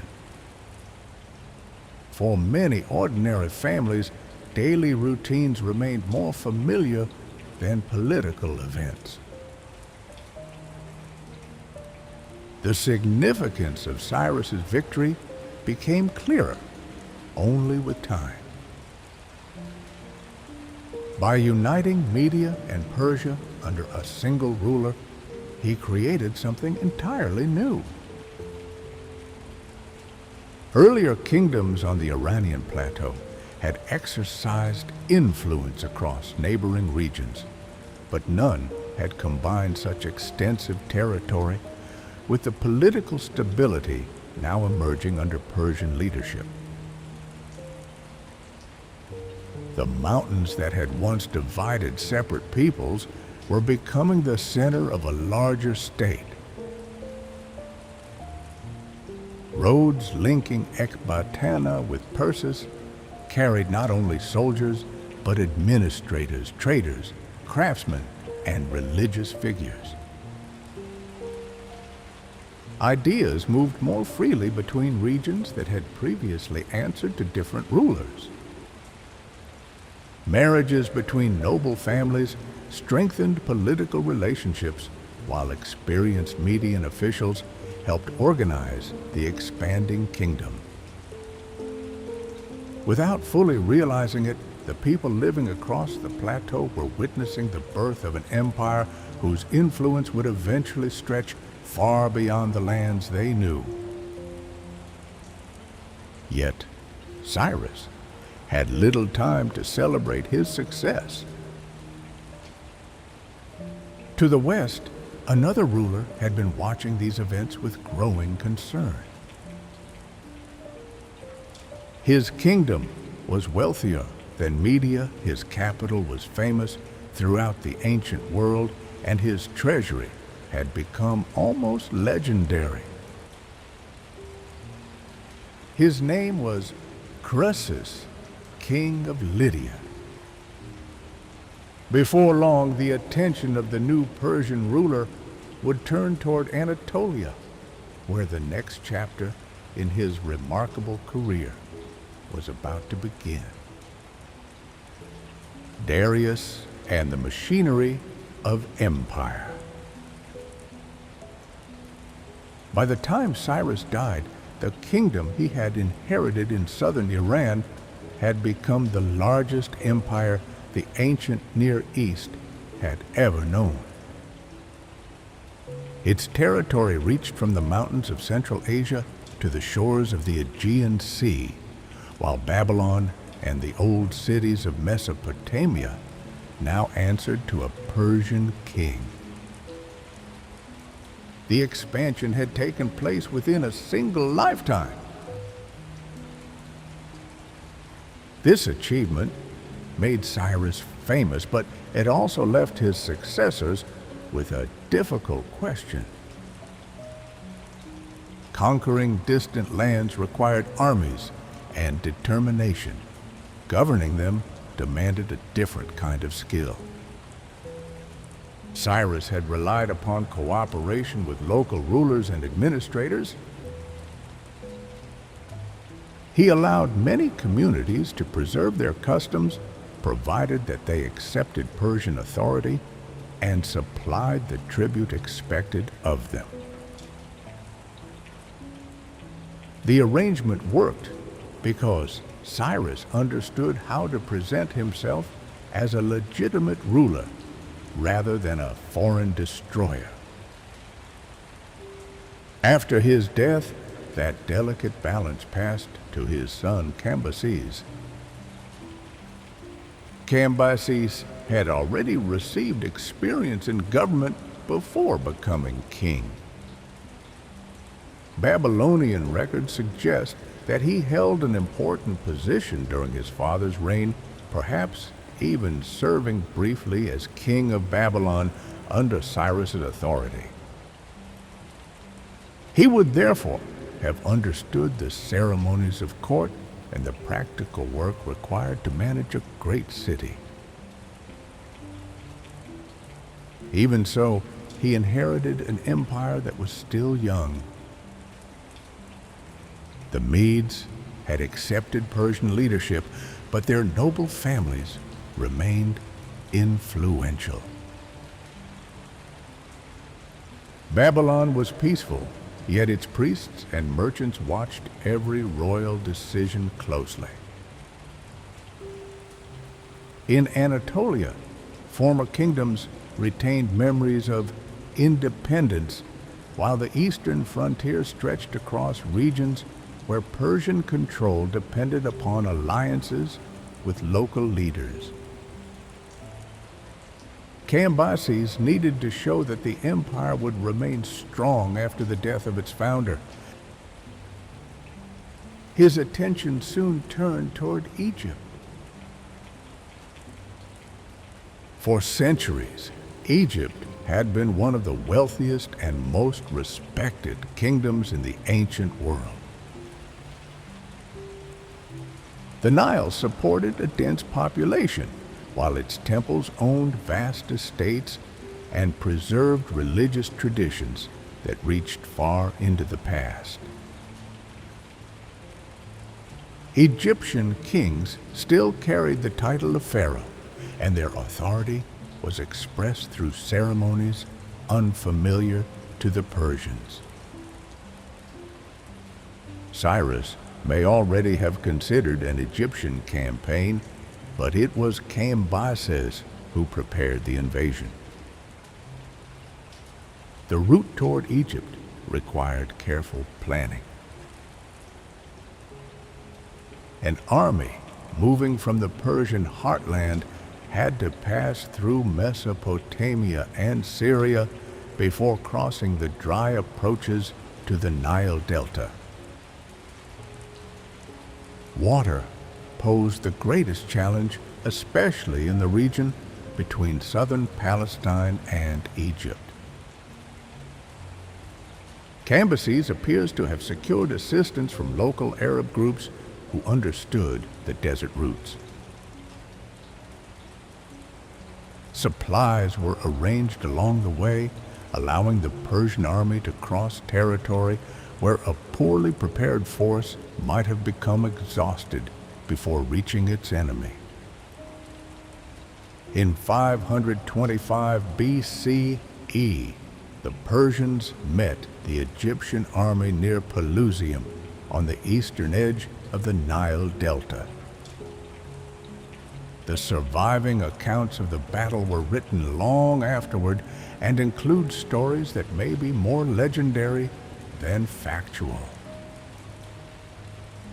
The basic result, however, is clear. The Egyptian forces were defeated and Cambyses advanced toward Memphis. The city eventually surrendered, bringing the main centers of Egyptian power under Persian control. Cambyses did not simply declare himself a foreign conqueror.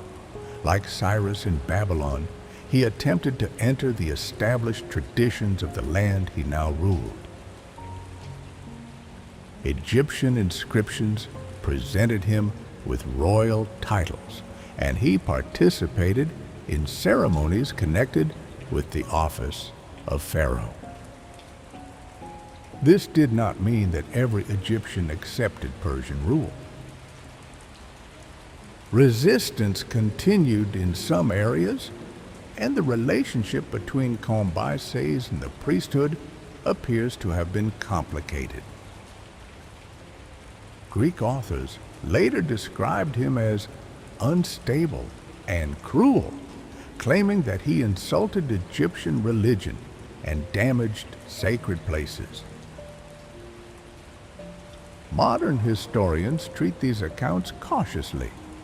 Some may reflect hostility toward Persian rule, while others were shaped by the desire to explain the dramatic events that followed. Egyptian evidence presents a more mixed picture, suggesting that Cambyses sometimes worked within local traditions, even as his government placed new demands upon the country. For ordinary Egyptians, the conquest may initially have seemed like another change at the top of a familiar system. Farmers still followed the rise and fall of the Nile. Temple workers continued their duties, and scribes recorded grain delivered from surrounding estates. The new empire was visible through officials' taxation and military garrisons, but the daily rhythm of the river valley remained much older than Persian rule. Cambyses stayed away from the Iranian heartland for several years. During that absence, uncertainty began to grow around the royal family. Cyrus had another son named Bardia, known to Greek writers as Smirdis. As a member of the royal house, Bardia possessed a possible claim to the throne. His existence, therefore, presented Cambyses with a political danger, especially while the king was campaigning far from home. According to the account later promoted by Darius, Cambyses secretly ordered Bardia's death before leaving for Egypt. The killing was concealed so carefully that most people did not know the prince was gone. This secrecy created an opportunity. While Cambyses remained abroad, a man appeared in the empire claiming to be Bardia. Darius later identified him as Gaumata, a Machian priest who resembled the dead prince. Because Bardia's death had never been publicly announced, many subjects had no reason to question the claim. The new ruler gained support quickly. Later, Persian tradition accused Gaumata of deception, yet his appeal may have rested upon more than a convincing appearance. Sources connected with Darius claim that the usurper temporarily reduced certain burdens placed upon the population. If true, such measures would have made him popular among communities that had grown tired of taxation or military service. Far from the royal court, few people could verify what had happened. News traveled through messengers and local officials, but reports often arrived slowly. A farmer in Media or a merchant in Babylon might hear only that the king's brother had taken the throne while Cambyses remained in Egypt. The distinction between a legitimate prince and a successful pretender could seem less important than the behavior of the government collecting taxes. When Cambyses learned of the revolt, he began returning toward Persia. He did not live long enough to confront the new ruler. Ancient accounts differ over the exact circumstances of his death. Herodotus wrote that Cambyses accidentally wounded himself with his own sword and later died from the injury. Other traditions leave open the possibility of illness or an accident during the journey. Whatever happened, Cambyses died in 522 BCE, leaving the empire without a ruler whose legitimacy was widely accepted. The crisis revealed how fragile the new imperial structure remained. Cyrus had held the empire together through military success and personal authority. Cambyses had preserved it while adding Egypt. With both men gone, the provinces began to reconsider their relationship with the Persian throne. Into this uncertainty stepped Darius. Darius belonged to the wider Achaemenid royal family, although he was not the most obvious heir. His father Hystaspes governed an important region in the east, and Darius had served among the royal guards under Cambyses. According to Darius's own account, he joined a small group of Persian nobles who discovered the truth about Gaumata. Together, they entered the stronghold where the supposed Bardia was staying and killed him. Darius then became king. The story was recorded in monumental form at Behistun, where an inscription was carved high upon a cliff overlooking an important road in western Iran. The text appeared in Old Persian Elamite and Babylonian, allowing the message to be read by people from several parts of the empire. In the relief above the inscription, Darius stands with one foot placed upon the defeated Gaumata. Other captured rebels appear before him, their hands bound as they wait beneath the symbol of divine authority. The monument was not merely a record of events, it was an argument. Darius needed to explain why a man who had not been expected to inherit the throne had become king. His answer was that Gaumata had ruled through a lie, while Darius had restored truth with the support of Ahura Mazda. The language reflected an older Iranian belief that rightful order stood against falsehood. By presenting his enemies as followers of the lie, Darius transformed a political struggle into a moral one. Not everyone accepted his authority. Across the empire, rebellions broke out with remarkable speed. Local leaders in Babylon, Media, Elam, and other regions claimed royal titles of their own.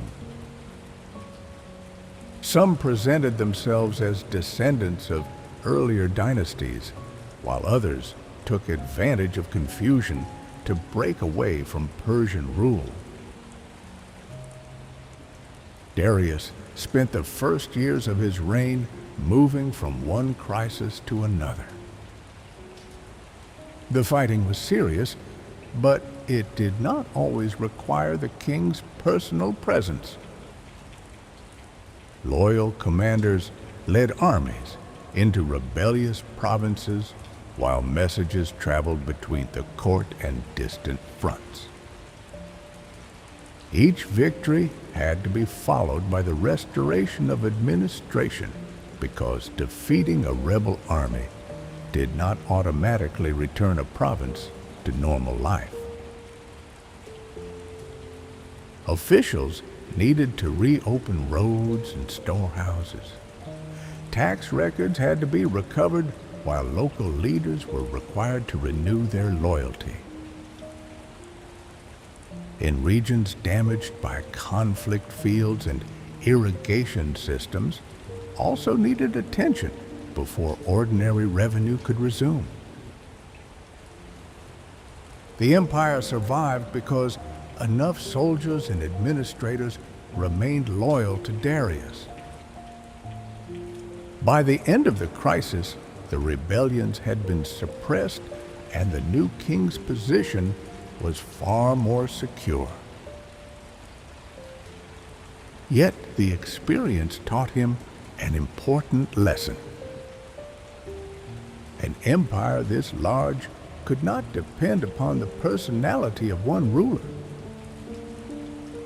It required a structure capable of continuing even when the king was far away or when communication became uncertain. Darius therefore began reorganizing the provinces. The Persian kings had already governed through regional territories, but Darius brought greater consistency to the system. Large provinces became known as satrapies, each governed by an official commonly called a satrap.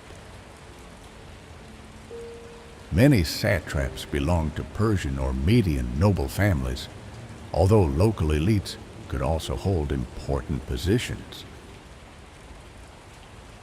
Their responsibilities included collecting tribute and maintaining order.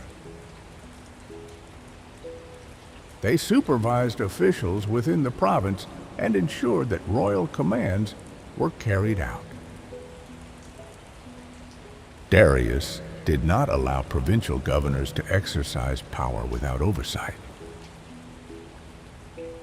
Military commanders could operate alongside the satrap, while royal secretaries maintained direct communication with the court.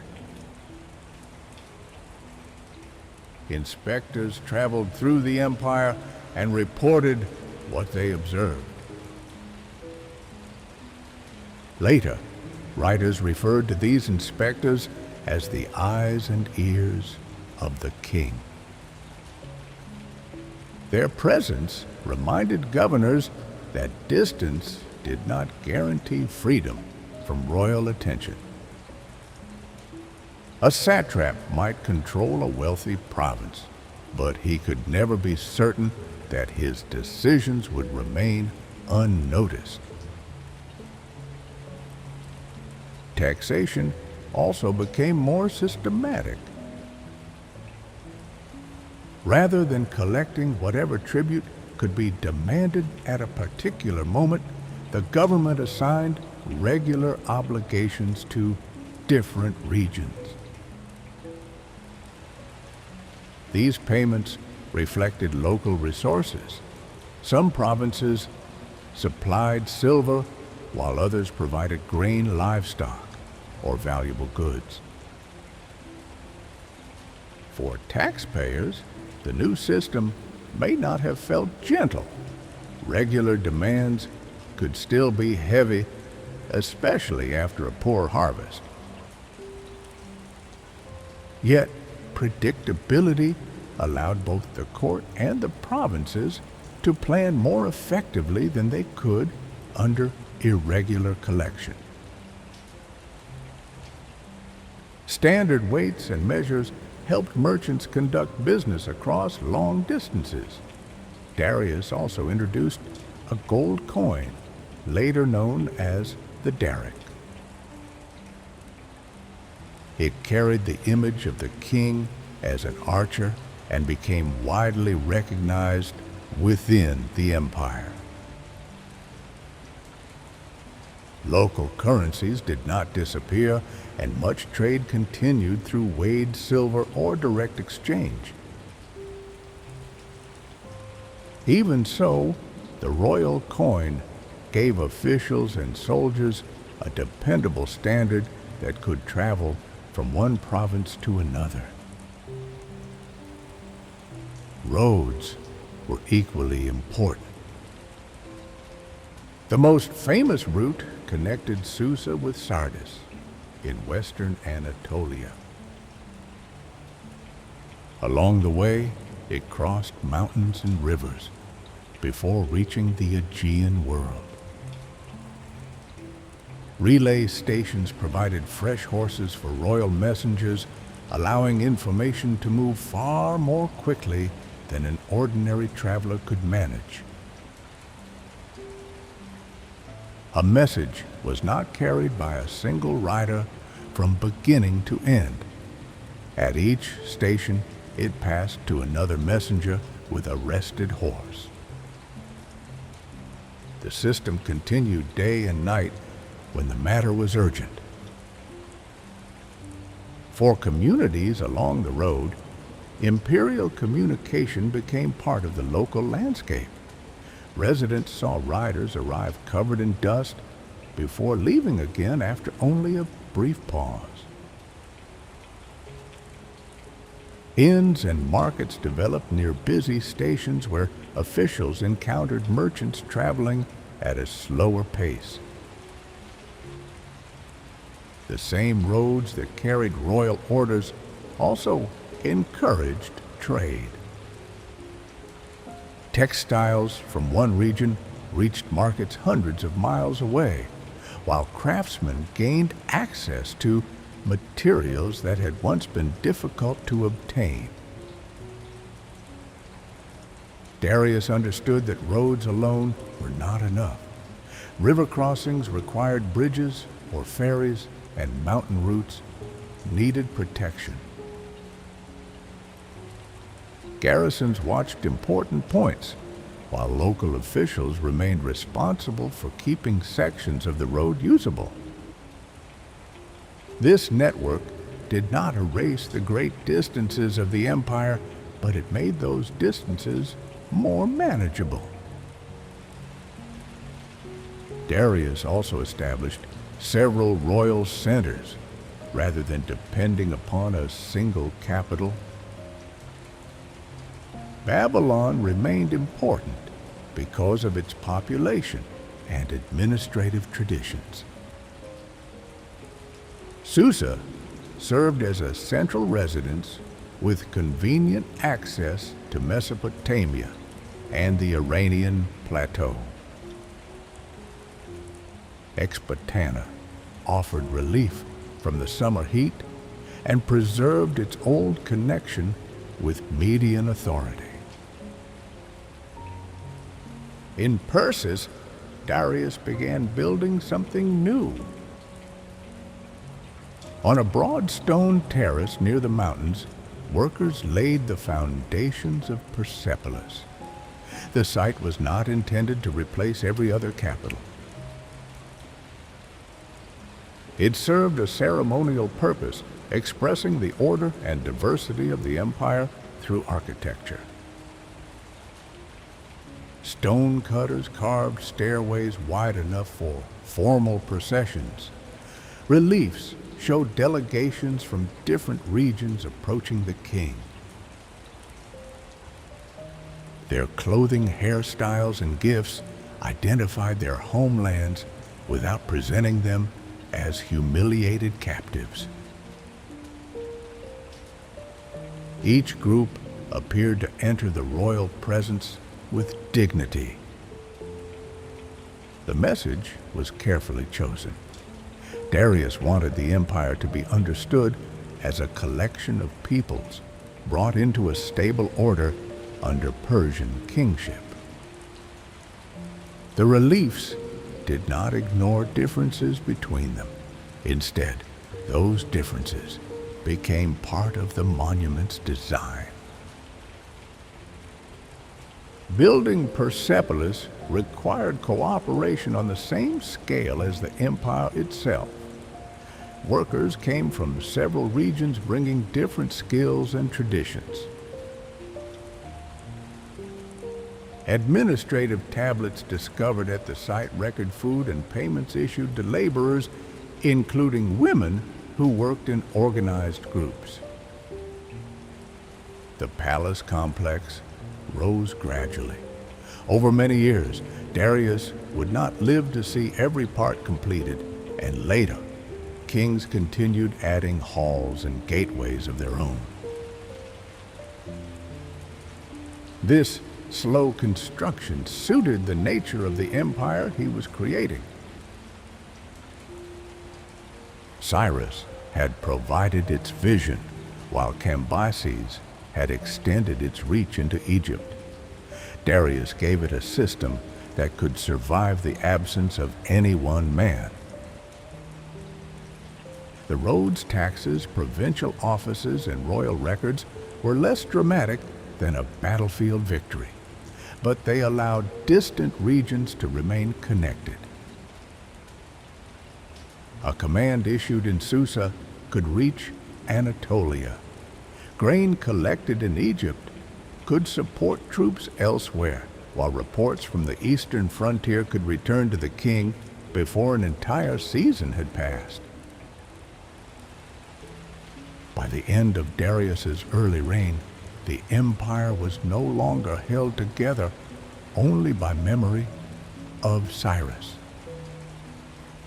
It had acquired routines. Officials knew when reports were expected. Governors understood the limits of their authority, and messengers followed roads whose stations had been prepared in advance.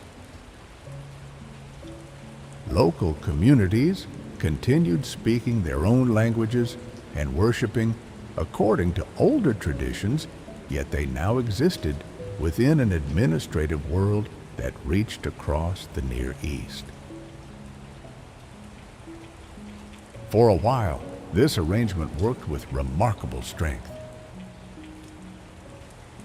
Beyond the western edge of the empire, however, the Greek-speaking cities of the Aegean coast were becoming increasingly restless.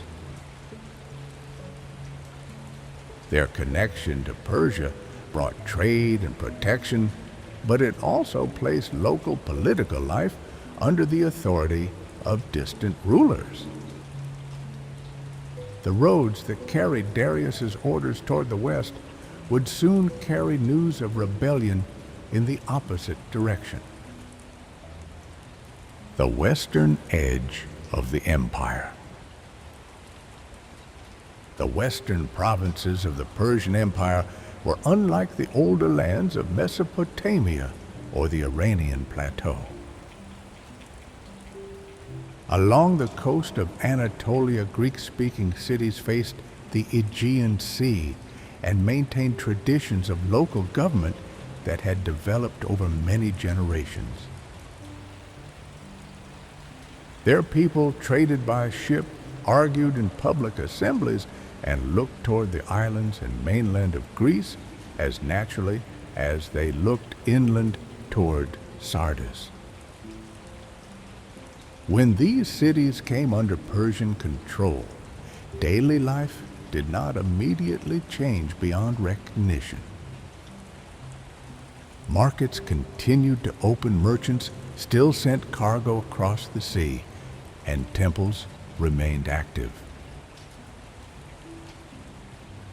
Persian rule generally allowed local customs to survive, provided that taxes were paid and political loyalty remained secure. The difficulty lay in the way that loyalty was maintained. In several Ionian cities, Persian authorities supported local rulers whom the Greeks called tyrants. The word did not yet carry exactly the same meaning it would later acquire, but it referred to men who governed without the traditional consent of the wider citizen body. Some were capable administrators. Others were unpopular because they depended too heavily upon Persian support. For the empire, these rulers offered convenience. A single trusted figure could collect tribute, maintain order, and report unrest before it spread. For the citizens beneath them, however, the arrangement could feel like interference in matters that had once belonged to the city itself. The tension was political rather than purely cultural. The Persians did not attempt to make the Ionians speak Persian or abandon their gods.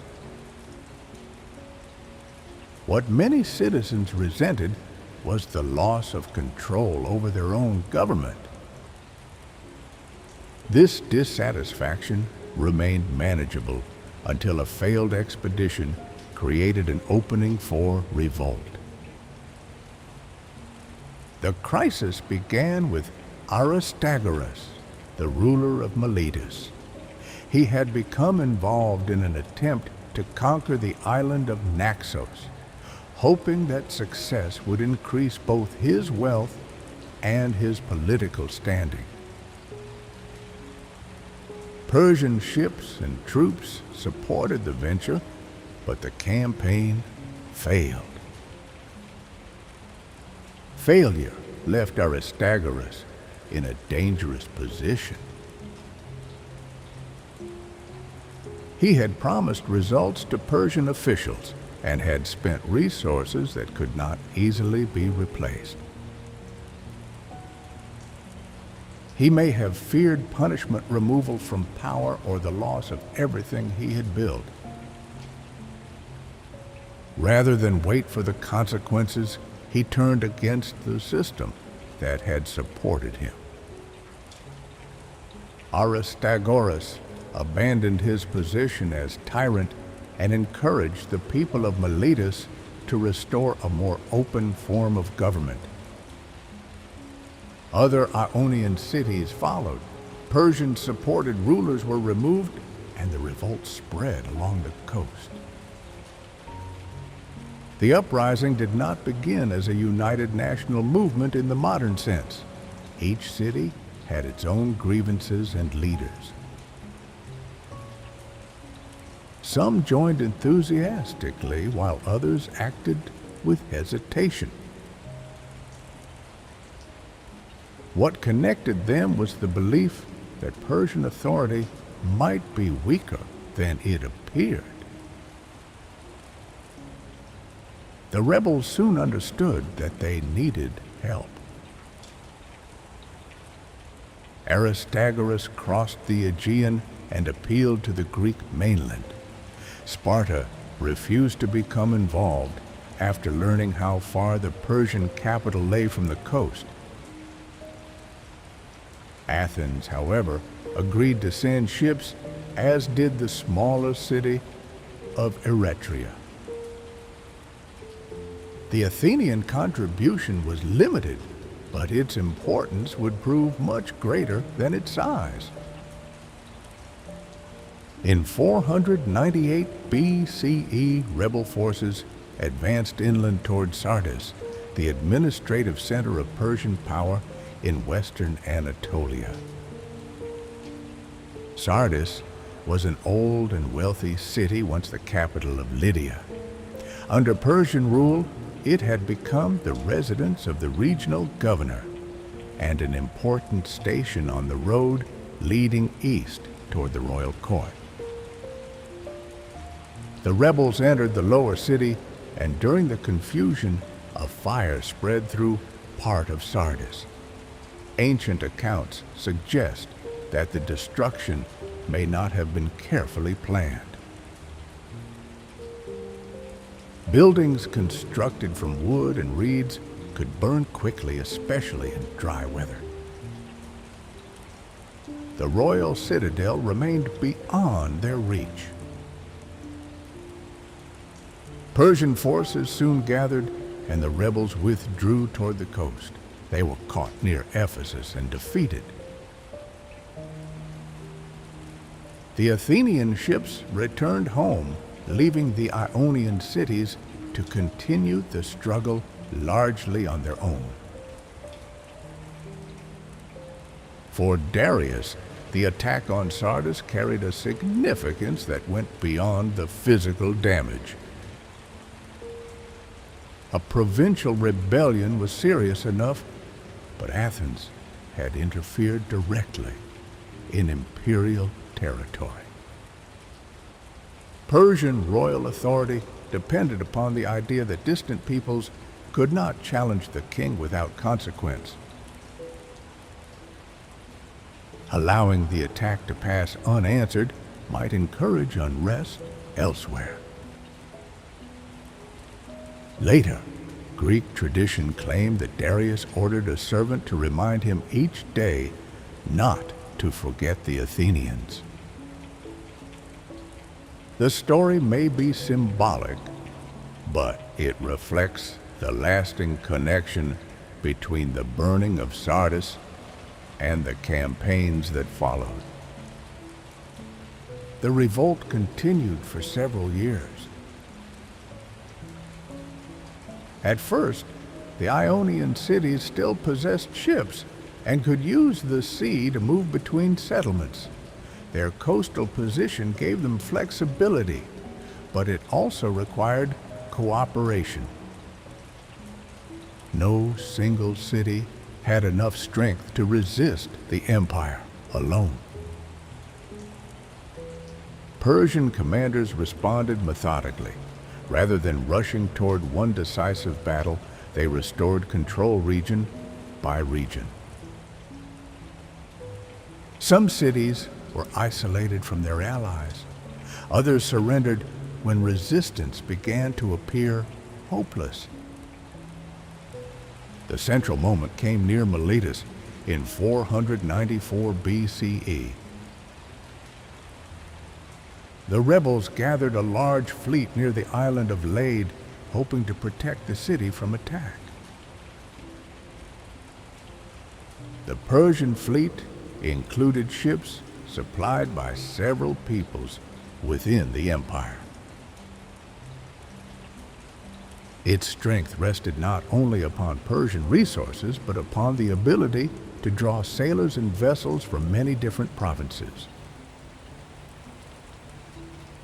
Before the battle, Persian commanders attempted to weaken the alliance through negotiation. They offered lenient treatment to cities that abandoned the revolt and warned of severe consequences for those that continued. The strategy worked. During the naval battle, several contingents withdrew or refused to fight effectively. Once the line began to break, the remaining ships could not hold their position. The rebel fleet was defeated, and Miletus soon fell. The city suffered greatly after its capture. Some residents were killed, while others were displaced. Yet even here, the Persian response was not simply one of permanent destruction. Administration returned trade eventually resumed, and the coastal cities were gradually reintegrated into the imperial system. After suppressing the revolt, Persian officials introduced changes intended to reduce future unrest. Boundaries and tax obligations were reviewed, while disputes between cities were given more orderly methods of resolution. The empire had used force, but it also recognized that poor governance could create repeated rebellion. For many people along the coast, the end of the uprising brought a return to familiar routines. Ships once again entered the harbors with grain and pottery. Farmers worked the valleys behind the cities, and craftsmen reopened workshops that had stood quiet during the fighting. The political question, however, remained unresolved. Darius had restored authority in Ionia, but Athens had escaped direct punishment. From the Persian point of view, the city had intervened in a revolt and then withdrawn across the sea. The empire could not easily ignore such an act. A first expedition was sent westward in 492 BCE under the command of Mardonius, a relative of Darius. The campaign restored Persian influence in parts of the northern Aegean, but much of the fleet was damaged by a storm near Mount Athos. The disaster delayed further action, though it did not end Persian plans. Darius then sent messengers to Greek cities, demanding earth and water, traditional symbols of submission. Some communities complied either because they feared the empire or saw advantage in cooperation. Athens and Sparta refused. The Greek world was not united.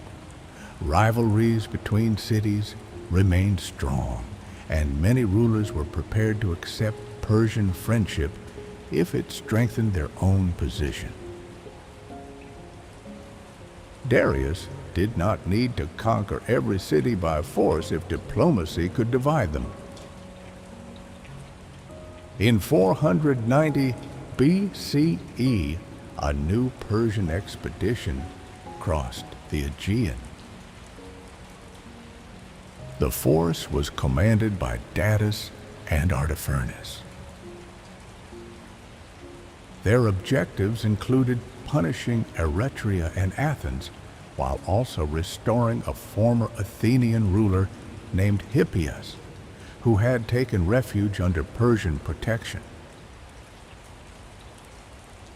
The fleet moved through the islands, securing cooperation along the route. Eretria was besieged and captured after internal betrayal weakened its defenses. The city was punished for its role in the Ionian Revolt, and its population faced the consequences of having challenged the king. From Eretria, the Persian fleet sailed toward Attica and landed at Marathon. The plain offered space for cavalry and lay close to routes leading toward Athens. Hippias is said to have recommended the location because he knew the region from his earlier years in power. The Athenians responded by sending their citizen army to block the road inland. They also requested assistance from Sparta, though Spartan forces did not arrive before the battle.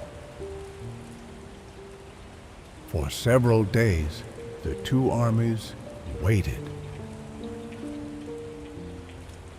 This period of uncertainty mattered. The Athenians knew that a defeat could leave their city open to attack.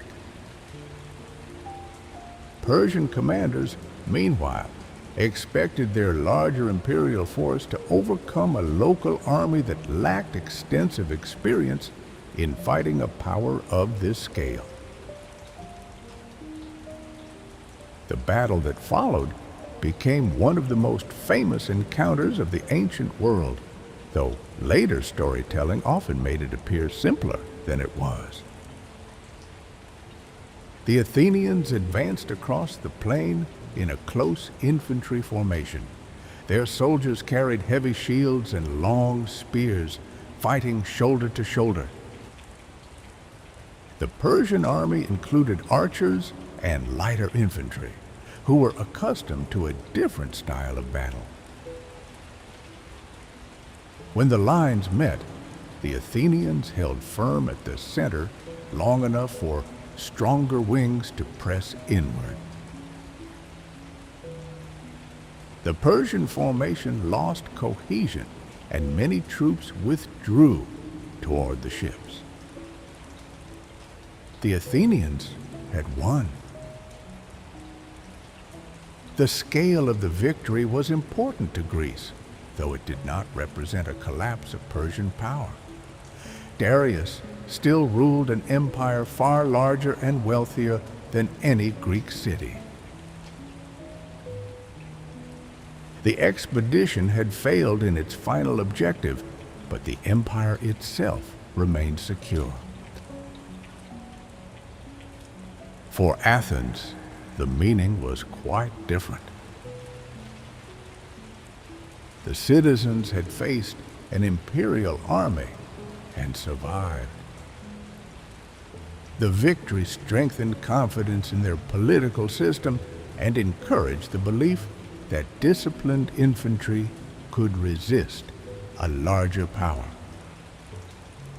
Later generations would transform Marathon into a story about freedom confronting despotism. The reality was more complicated. Several Greek communities had cooperated with Persia, while the Athenians themselves had once accepted tyrants and internal divisions. Even so, the memory of Marathon became powerful because it suggested that the outcome of history was not always determined by size. After the battle, the Persian fleet attempted to sail around the coast toward Athens. The Athenian army returned quickly, arriving before the city could be attacked. Seeing the defenses prepared, the Persian commanders withdrew. The campaign ended without the conquest Darius had intended. News of the defeat traveled eastward along the same imperial roads that once carried messages of victory. At relay stations, riders changed horses before continuing toward Sardis and beyond. By the time the report reached the royal court, the events at Marathon had already begun to grow in importance within the Greek world. Darius prepared for another expedition, but unrest in Egypt and the demands of ruling the empire delayed his plans. He died before he could return to Greece. The responsibility passed to his son Xerxes. Xerxes inherited not only the wealth and institutions of the empire, but also an unfinished conflict at its western edge. His father's expedition had been limited in size. The next campaign would be prepared on a scale the Greek cities had never seen. For years, roads would be cleared and supplies gathered. Ships would be assembled from across the imperial coast, while soldiers traveled from distant provinces toward Anatolia. The war that followed would not be a raid against two cities. It would be an attempt to bring the Greek mainland itself beneath Persian rule. Xerxes and the road into Greece. When Xerxes inherited the Persian throne in 486 BCE, the unfinished war with Greece was only one of several concerns waiting for him. His father Darius had spent much of his reign creating the administrative structure that held the empire together. Those systems remained in place, but the death of a powerful ruler often encouraged distant provinces to test the authority of his successor. Before Xerxes could turn his attention westward, he had to secure the empire at home. Egypt had rebelled during the final years of Darius's reign. The province was wealthy, and its distance from the Persian heartland made it difficult to supervise closely. Xerxes sent forces to restore control, then appointed an official who could be trusted to maintain order along the Nile. Babylon also became restless. The city had once welcomed Cyrus, but its population had not forgotten the long centuries when Babylonian kings ruled Mesopotamia.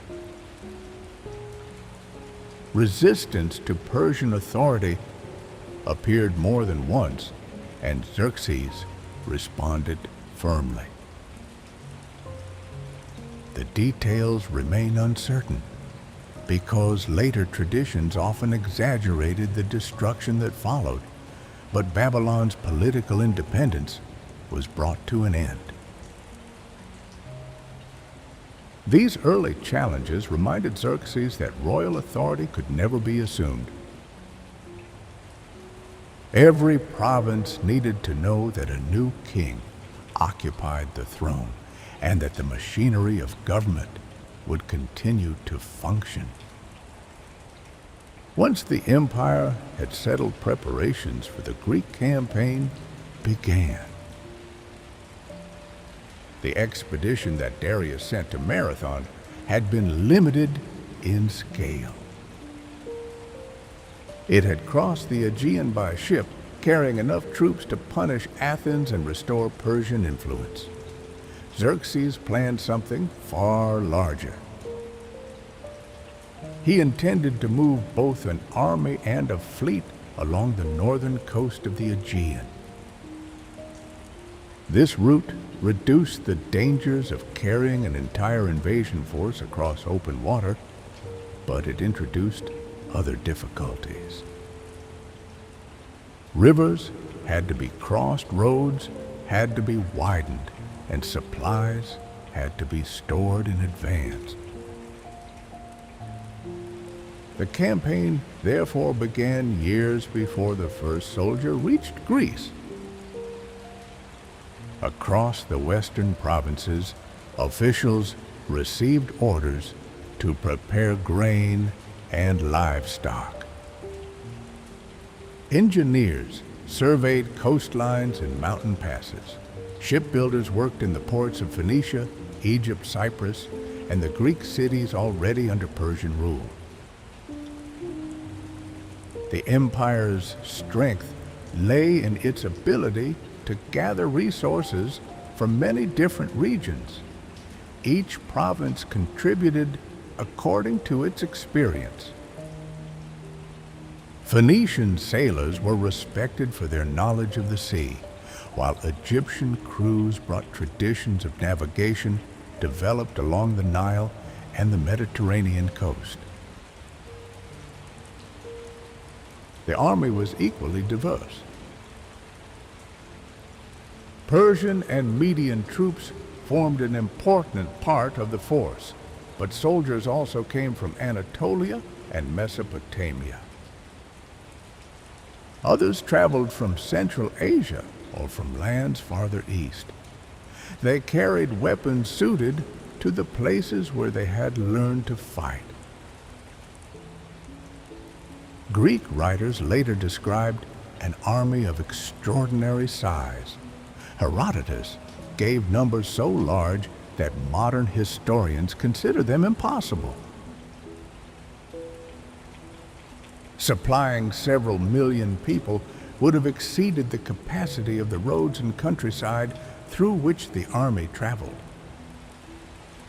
Even a much smaller force, however, would have appeared enormous to the Greek cities awaiting its arrival. The Persian expedition brought together more men and ships than most of them had ever seen in one place. For ordinary soldiers, the campaign began with travel. Some left farming villages months before reaching the royal assembly point. They walked through landscapes unlike their own and slept in temporary camps beside roads already crowded with pack animals. Many heard unfamiliar languages each evening, as separate units prepared food and cared for their equipment. The army did not move as a single, uninterrupted column. It advanced in organized sections because the road could not support everyone at once. Supplies went ahead, and officials coordinated the movement of troops through stations along the route. At the Hellespont, the narrow waterway separating Asia from Europe, engineers faced one of the most difficult tasks of the campaign. Xerxes ordered bridges to be constructed across the strait. Ships were placed side by side and secured with heavy cables. A roadway was then laid across them, allowing men, horses, and wagons to pass above the moving water. The first bridges were damaged by a storm. Herodotus later told a famous story in which Xerxes ordered the sea itself to be punished for its disobedience. The account suited the Greek image of a ruler who believed even nature should submit to him. Whether such a ceremony occurred exactly as described is uncertain. What happened next was more practical. The engineers rebuilt the bridges with greater care. When the crossing finally began, the movement continued for days. Soldiers approached from the Asian shore, while ships watched the channel nearby. Animals reacted uneasily to the shifting surface beneath them, and attendants guided them forward through the crowd. For many who crossed, Europe was only a name. They had no personal quarrel with Athens or Sparta. Their duty came from the province that had supplied them, and from the king whose officials had gathered them into the army. Farther west, another major project had already been completed. Near Mount Athos, Persian engineers cut a canal through the narrowest part of the peninsula. A previous fleet had suffered heavy losses when a storm struck the exposed coastline there. Xerxes wanted his ships to avoid the same danger. The canal required years of labor. Workers from several regions excavated soil while supervisors organized the removal of earth from the trench. The project was expensive, but it reflected a careful understanding of the difficulties that had ended the earlier expedition. The Persian invasion was not an impulsive march driven by anger. It was supported by planning on a scale that few ancient states could have attempted. As reports of the preparations reached the Greek mainland, the cities faced a familiar problem. They spoke related languages and honored many of the same gods, but they did not normally act as a single political community. Old rivalries remained strong. Some cities chose to submit to Persia. They offered the earth and water that symbolized acceptance of the king's authority. For them, cooperation seemed safer than resistance, especially when the empire already controlled much of the world they knew.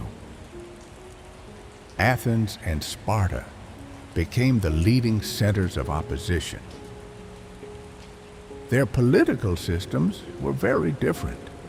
Athens relied upon citizen assemblies, while Sparta was governed through a combination of kings, elders, and officials. The two cities had distrusted one another for years, yet the approaching Persian army encouraged temporary cooperation. The Athenians placed much of their hope in ships. In the years after Marathon, a politician named Themistocles had persuaded the city to invest income from its silver mines in a larger fleet. Athens had originally built these ships partly because of a local rivalry, but they now provided the strongest naval force among the resisting Greeks. Themistocles understood that the Persian army depended upon its fleet. Ships carried supplies along the coast and protected the movement of troops. If the Persian fleet remained secure, the invasion could continue southward. If it were seriously weakened, feeding the army would become more difficult. The Greeks therefore planned to resist by both land and sea. Their first important defensive position lay at Thermopylae, where the road passed between steep mountains and the waters of the Gulf. In ancient times, the space available for an army was narrower than it is today. A relatively small force could block the route. The Greek defenders were led by Leonidas, one of the Spartan kings. He arrived with a small group of Spartan citizens and several thousand allies from other cities. Later, memory focused almost entirely on the 300 Spartans, but they were not alone. The men who gathered at Thermopylae knew that the Persian army was much larger. Their hope was not necessarily to destroy it. They intended to delay its advance while the Greek fleet resisted nearby at Artemisium. When Xerxes reached the pass, he waited for several days. He may have expected the defenders to withdraw after seeing the size of his force. Time also allowed Persian scouts to study the position and commanders to organize the units that would attack. The fighting began within the narrow space. Persian troops could not use their numbers fully because only part of the army could approach at once. The Greek defenders carried large shields and long spears which suited close combat in a confined area. They held the pass for 2 days. The battle later became surrounded by stories of heroic speeches and carefully chosen last words. These traditions shaped how generations remembered Thermopylae, but the experience of the men there was probably less polished. They stood for hours beneath the summer sun. Weapons became heavy, and the ground grew difficult underfoot. Units moved forward and withdrew as exhaustion spread through the ranks.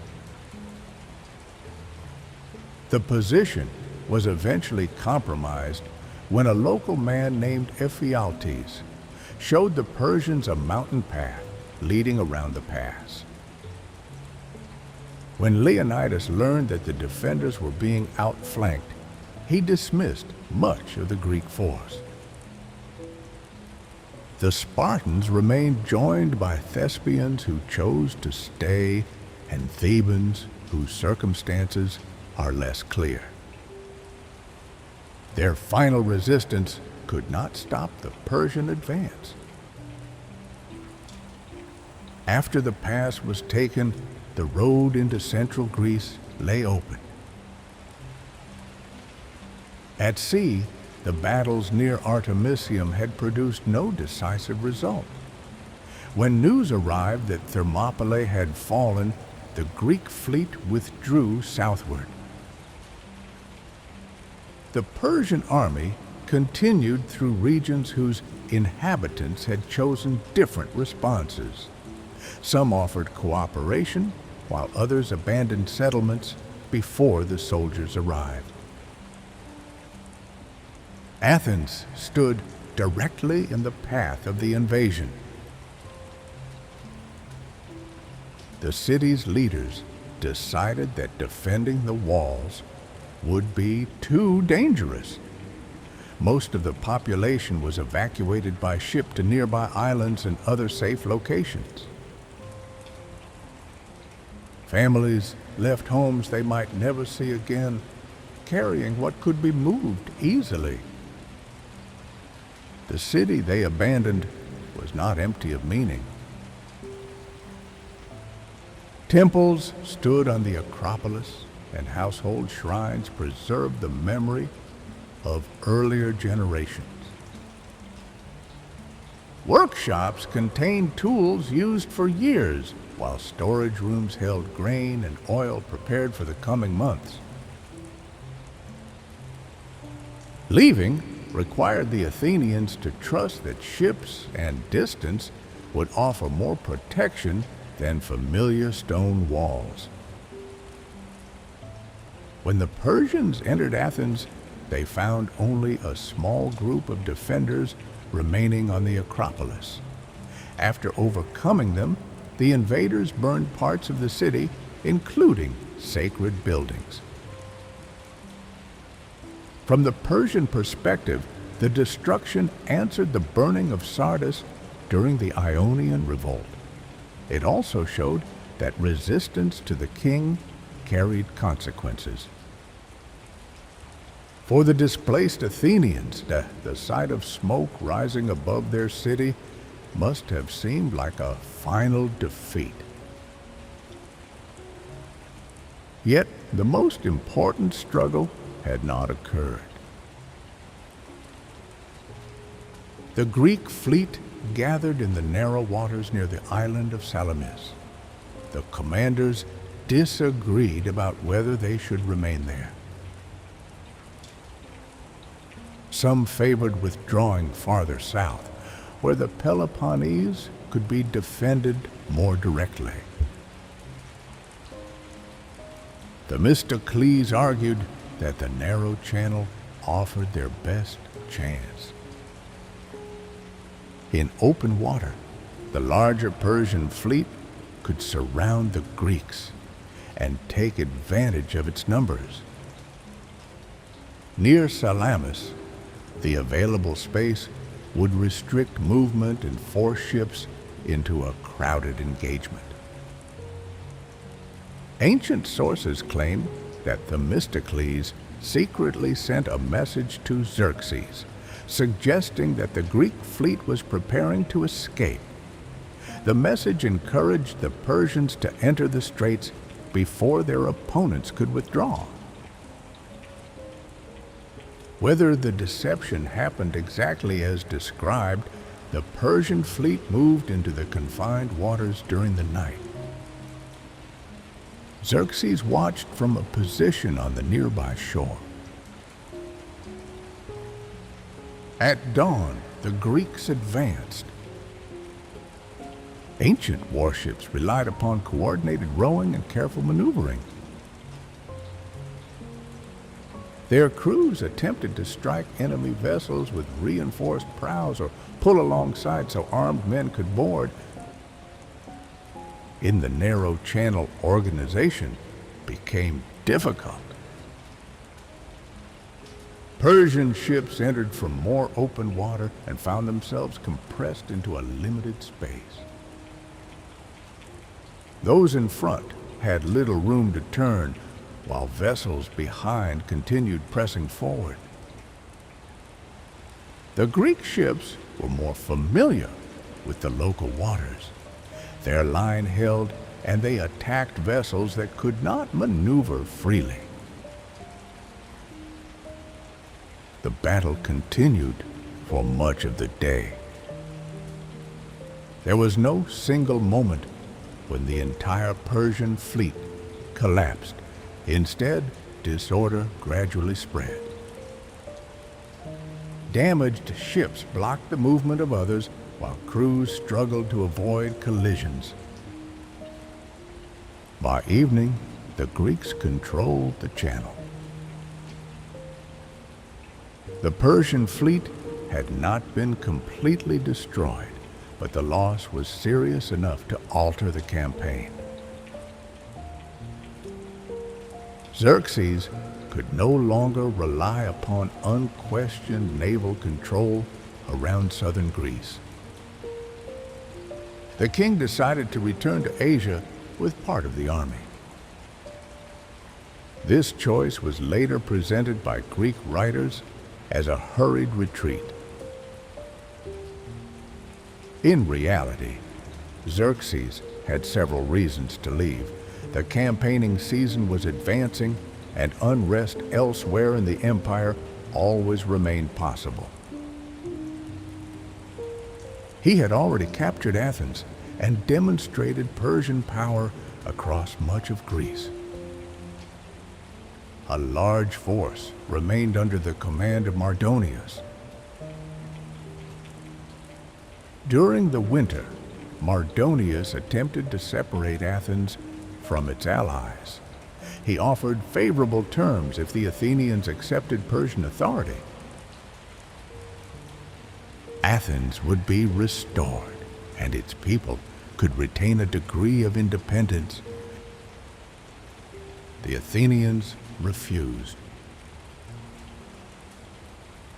The following year, Mardonius again occupied the abandoned city before withdrawing toward terrain better suited to his cavalry. The Greek alliance gathered a large land force and followed him into Boeotia. The armies met near Plataea in 479 BCE. For several days, neither side wished to attack under unfavorable conditions. The Persians had strong cavalry, while the Greeks preferred ground where their heavy infantry could remain organized. Problems with water and supplies eventually forced the Greeks to adjust their position. The movement took place at night and became confused. Mardonius believed his opponents were retreating and ordered an attack. The fighting that followed ended with his death. Without their commander, the Persian forces lost coordination and withdrew. On roughly the same day, according to Greek tradition, the Allied fleet defeated Persian forces at Mycale on the coast of Anatolia. The invasion had ended. Persia still controlled a vast empire, and the loss did not threaten the throne of Xerxes. Most of the king's subjects lived far from Greece and may have heard little about the campaign. In Babylon, scribes continued recording deliveries. Egyptian farmers prepared fields beside the Nile, while messengers still followed the roads between Susa and Sardis. The empire remained wealthy and administratively strong. For the Greek cities, however, the meaning of the war was enormous. They had resisted a power far greater than any one of them. The experience encouraged new alliances and changed the balance between Athens and Sparta. Athens emerged with a powerful fleet, while Sparta retained its reputation for strength on land. The conflict also became a story that Greeks told about themselves. They described it as a struggle between freedom and royal power, even though the political reality had been more complicated. Some Greek cities had fought for Persia, and many within the empire lived according to their own customs. For Xerxes, the campaign was only one episode in a long reign. He returned to a court where governing the empire required more attention than distant wars. Building continued at Persepolis, and royal officials maintained the systems created by Darius. The unfinished halls of the ceremonial capital gradually rose above the terrace. Craftsmen shaped columns and carved delegations into stone, presenting an image of order that the campaign in Greece had failed to disturb.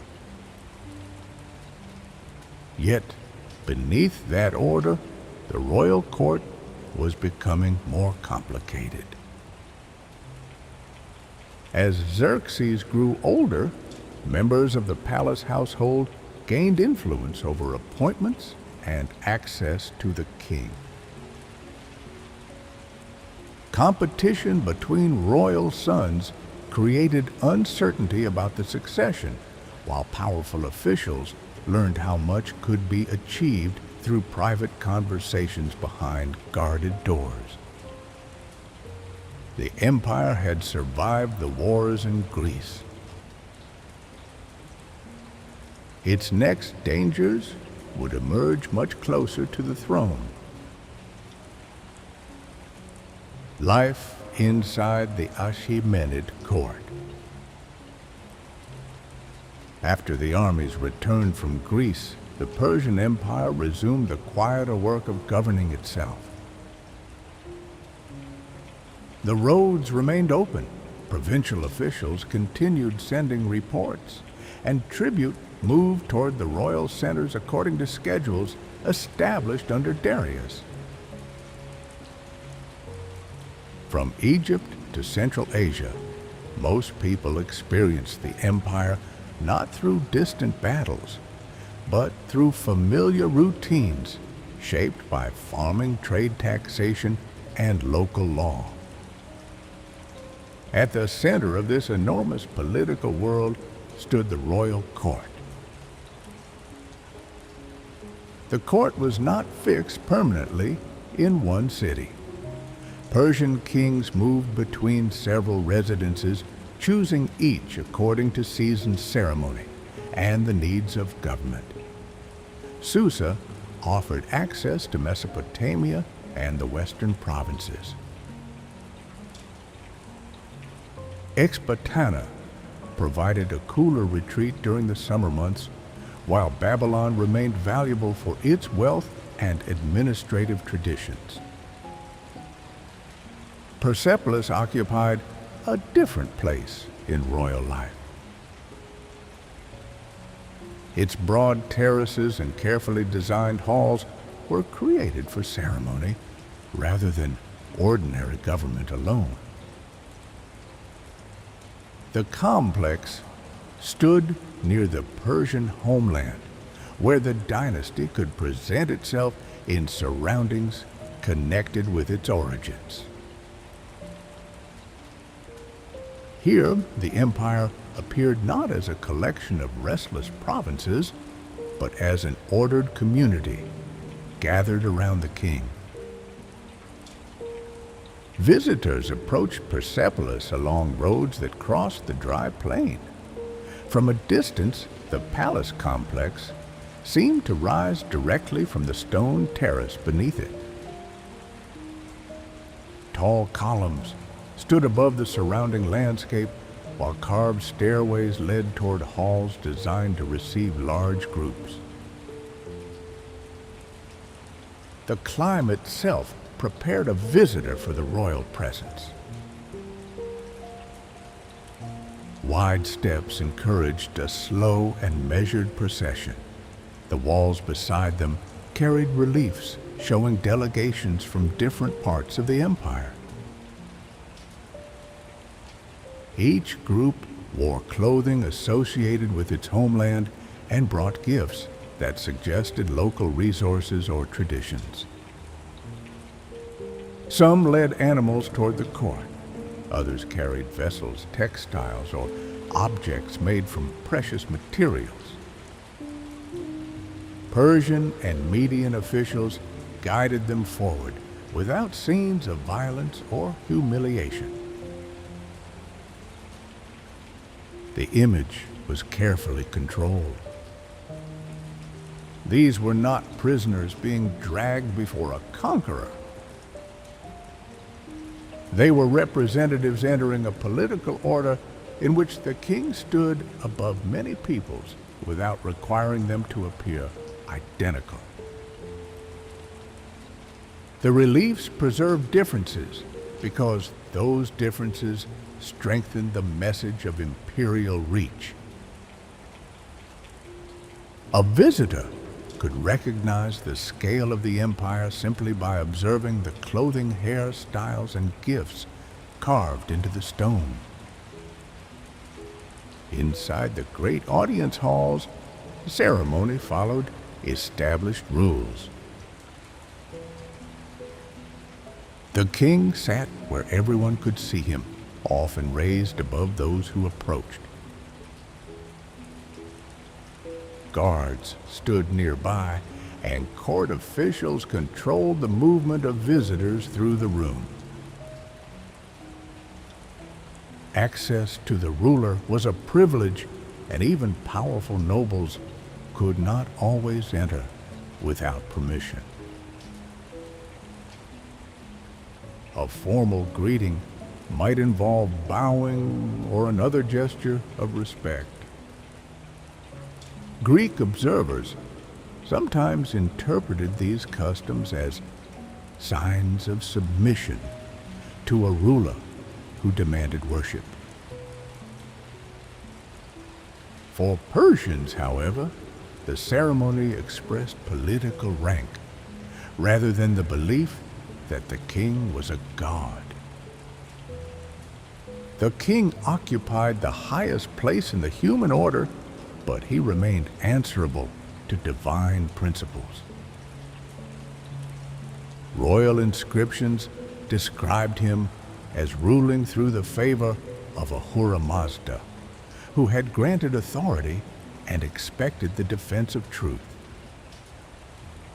This language gave kingship a moral purpose. The ruler was expected to preserve order and punish rebellion. He also had to protect the weak from injustice and prevent powerful officials from abusing their positions. Whether every king fulfilled these ideals was another matter, but the ideals remained part of the public image of Persian rule. Much of court life took place beyond the great halls. Royal residences included private apartments, storage rooms, kitchens, gardens, and administrative offices. Servants prepared food for a large household, while scribes recorded supplies passing through the palace. Craftsmen repaired furniture and metalwork, and attendants cared for clothing used in ceremonies. The court consumed enormous quantities of food. Grain, wine, oil, meat, and fruit arrived from estates connected to the royal household. Some goods came from nearby farms, while others traveled from more distant regions. Officials kept records of what was received and how it was distributed. A royal meal carried political meaning as well as practical purpose. The king could honor a noble by inviting him to dine nearby. Food and drink were distributed according to rank, turning the meal into a visible expression of status. Gifts given afterward strengthened relationships between the ruler and those who served him. The Persian court relied heavily on personal loyalty. Officials received land, wealth, and positions in return for service. Noble families expected access to royal favor, while the king depended upon them to command troops and govern the provinces. This exchange could create strong bonds, but it also encouraged competition.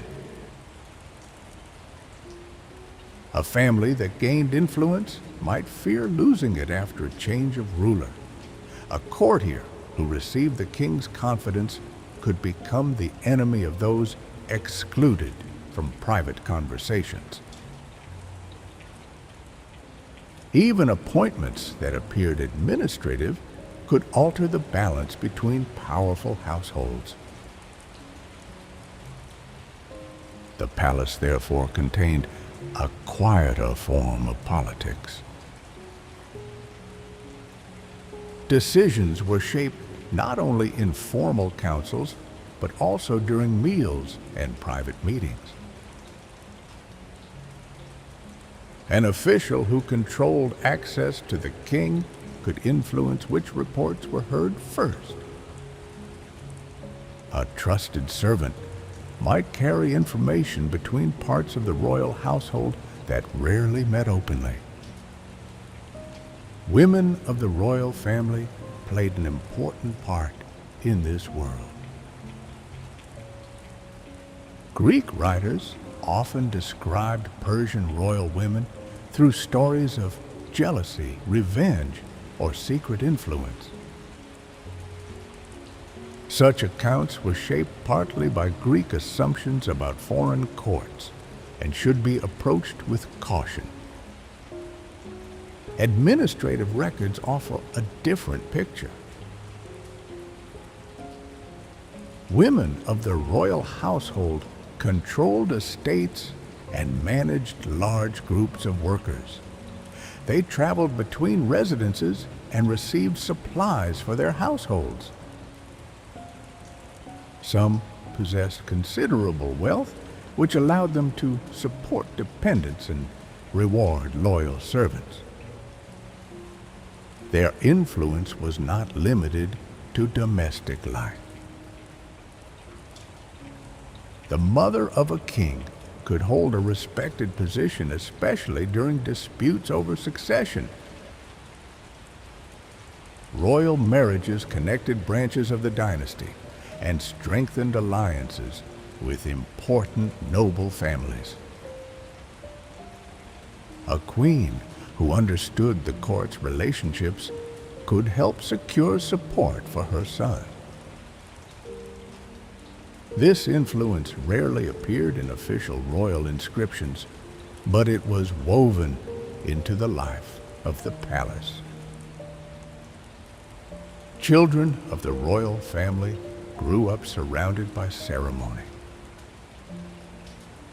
Princes received instruction in riding and hunting, both of which prepared them for military leadership.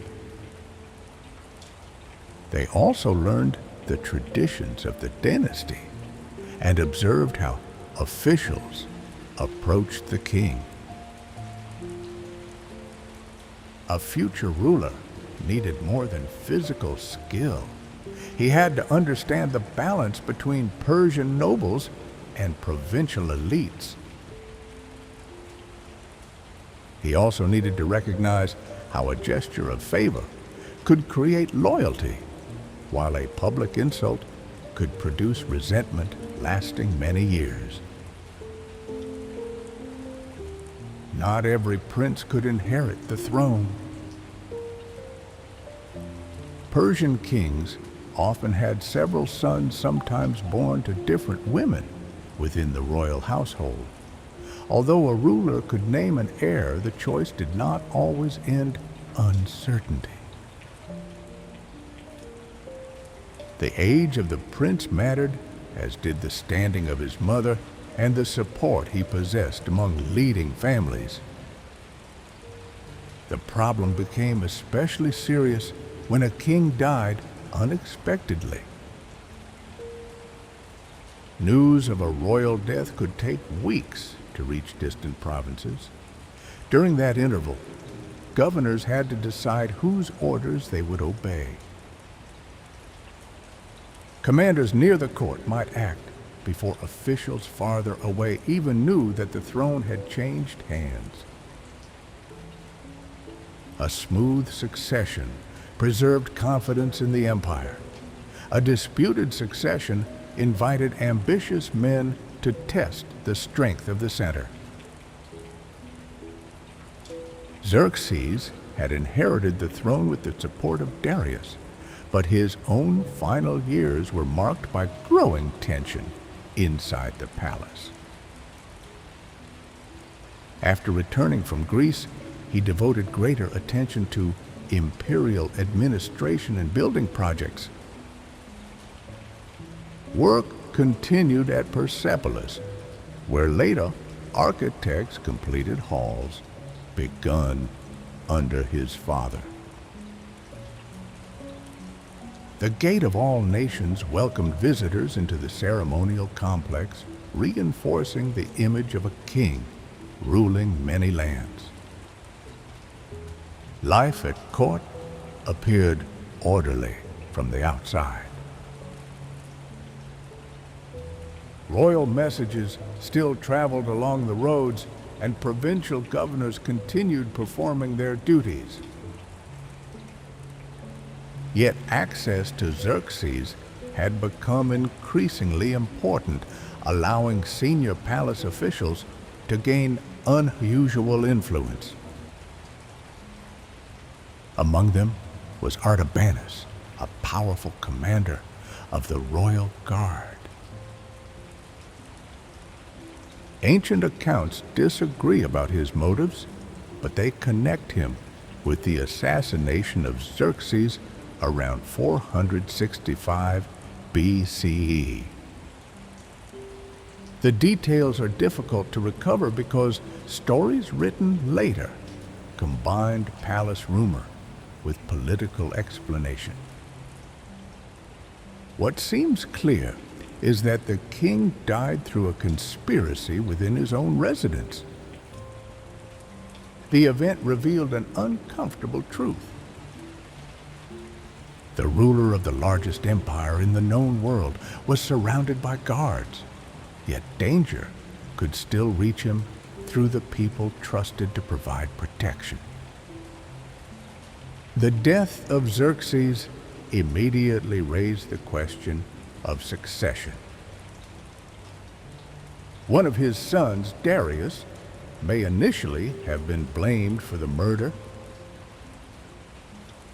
He was killed during the confusion, perhaps because others feared his claim or wanted to remove him before he could defend himself. Another son, Artaxerxes, emerged as king. Later tradition suggested that Artabanus intended to control the young ruler and perhaps seize the throne for himself. Whatever his plan, he did not survive for long. Artaxerxes eventually removed him and secured royal authority. These events took place within a relatively small circle at court, but their consequences spread across the empire. Provincial officials needed confirmation that a legitimate ruler had taken power. Military commanders renewed their loyalty, and local administrators began dating documents according to the new reign. For most subjects, the transition became visible through these small changes. A scribe in Babylon wrote a different royal name at the beginning of a tablet. A tax official in Anatolia received a new seal or set of instructions.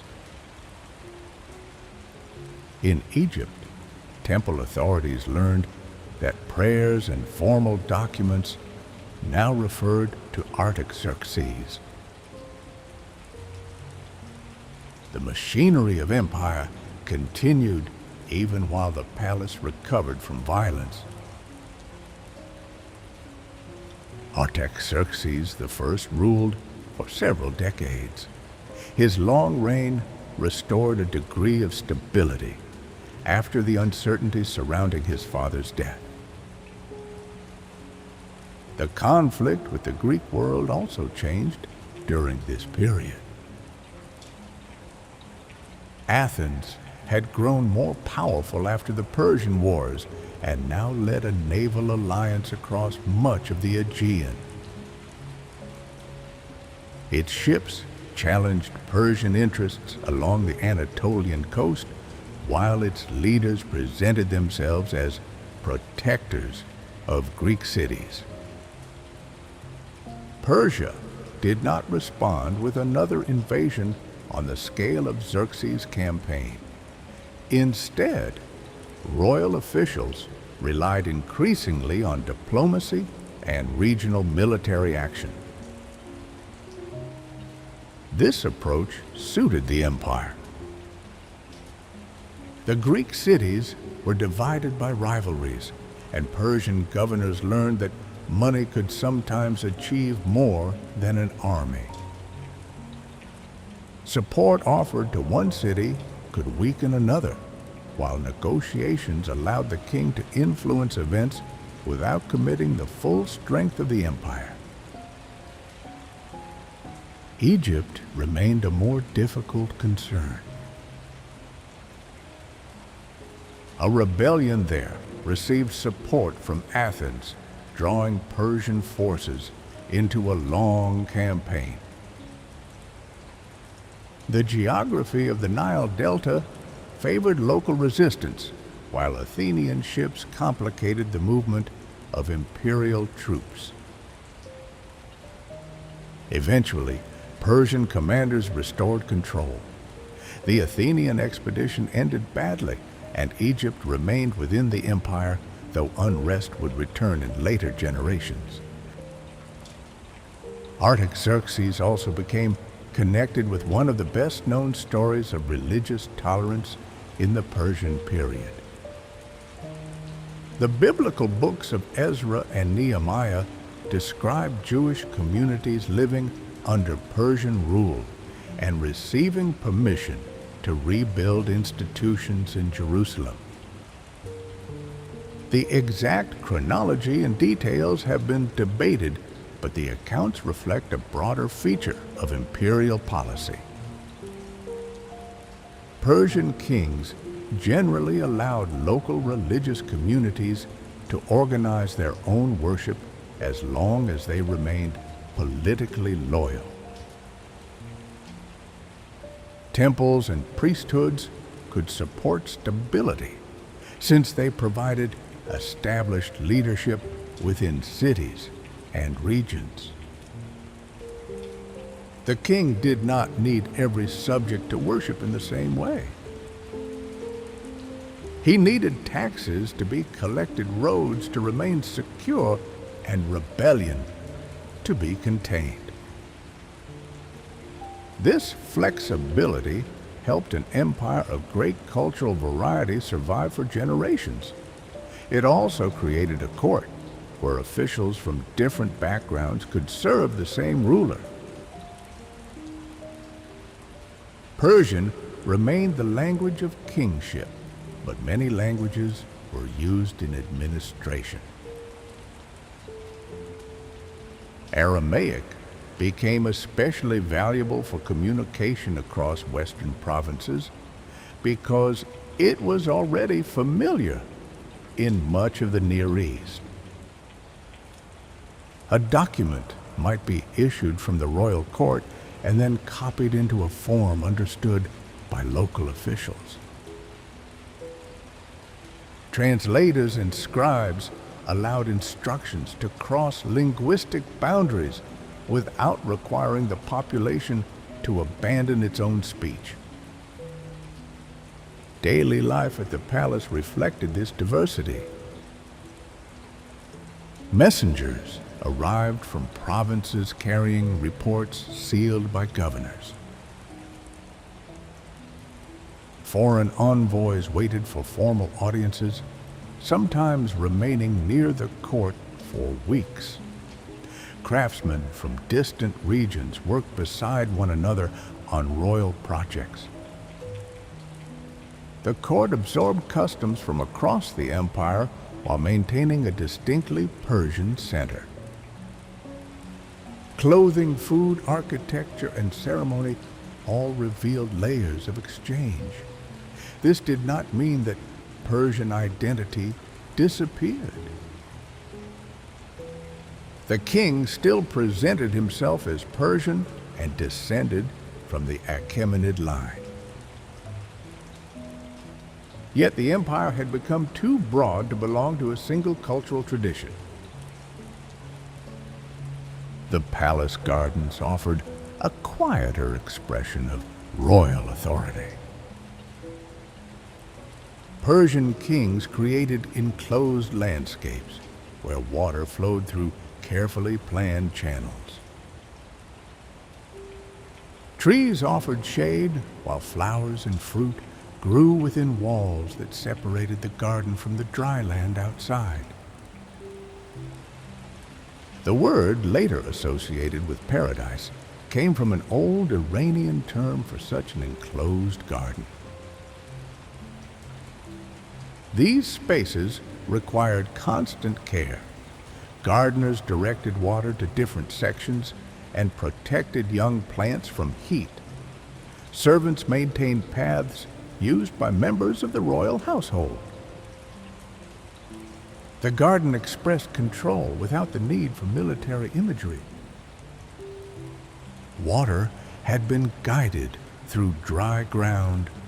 Different plants had been brought together and arranged within a single design. Order had been created from a difficult landscape. In this sense, the garden resembled the empire as Persian kings wished to describe it. Many peoples lived within boundaries protected by royal power. Each preserved recognizable features, but all were expected to contribute to the stability of the whole. The reality was never as peaceful as the image. Governors sometimes became too independent, and noble families continued competing for influence. Tax burdens created resentment, while the court's wealth could appear distant from the lives of ordinary farmers. Even so, the system proved remarkably durable. The Achaemenid Empire survived not because rebellion disappeared, but because the center repeatedly found ways to restore cooperation.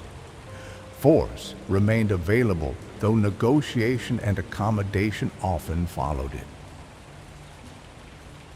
When Artaxerxes I died in 424 BCE, the question of succession returned. His son Xerxes II inherited the throne, but his reign lasted only a short time before he was killed. Another claimant, Sogdianus, briefly seized power and was then defeated by a half-brother who became Darius II. To people living near the court, these months must have felt uncertain. Names changed rapidly, alliances shifted, and families waited to see which ruler would survive. Beyond the royal residences, however much of the empire continued functioning. Provincial officials collected revenue and maintained local order. Merchants traveled along established roads, and farmers prepared their land according to the season. The state had become strong enough to endure confusion at the center, at least for a time. Darius II inherited a court deeply shaped by rivalry. His reign coincided with war between Athens and Sparta. Persia used the conflict to recover influence along the Anatolian coast, providing financial support where it served imperial interests. The Greek cities had once united against Xerxes. Now they spent years exhausting one another while Persian governors watched from nearby Sardis. This reversal did not come from a great battlefield victory. It came from patience. The empire that had failed to conquer Greece learned instead to work through Greek divisions. Royal gold paid for fleets, alliances changed according to circumstance, and Persian influence gradually returned to coastal cities lost after the earlier wars. Yet the same strategy carried risks. Governors who controlled money and troops near the frontier could develop ambitions of their own. Royal princes appointed to important commands gained followers who might support them in future disputes. By the end of the 5th century BCE, the palace remained magnificent, and the empire still appeared secure. The reliefs at Persepolis continued showing delegations approaching the king in calm procession. Behind those carved images, the real court was far less simple. Brothers competed over succession. Queens protected the interests of their children, while commanders built personal networks among soldiers and provincial officials. The empire had learned to survive foreign invasion. It was less certain how well it could survive a struggle between members of the royal family itself. That struggle would soon begin with two brothers, one seated on the throne and the other gathering an army far from the Persian heartland. The last years of the Achaemenid Empire. Good evening and welcome back. Tonight, we will return once more to the royal roads and quiet palace courtyards of ancient Persia.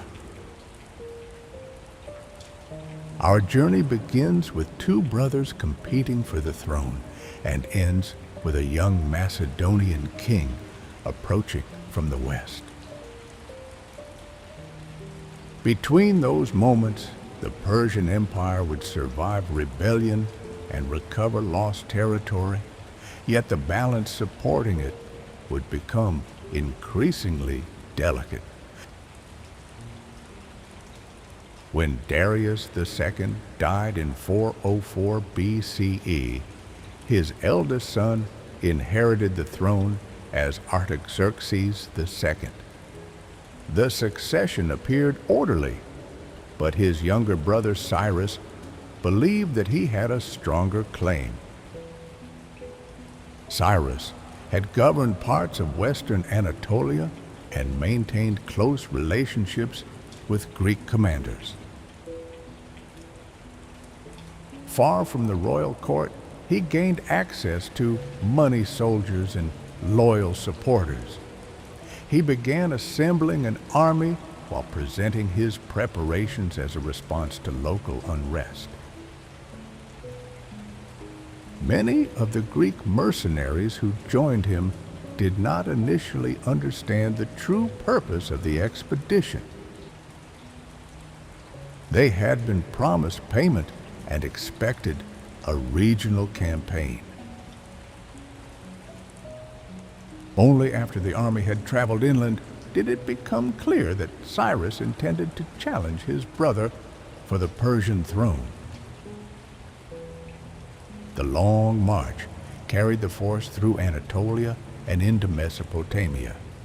Each day brought them farther from the Aegean coast and deeper into the empire. Supplies had to be purchased or gathered along the route, while commanders worked to keep separate groups moving at a steady pace.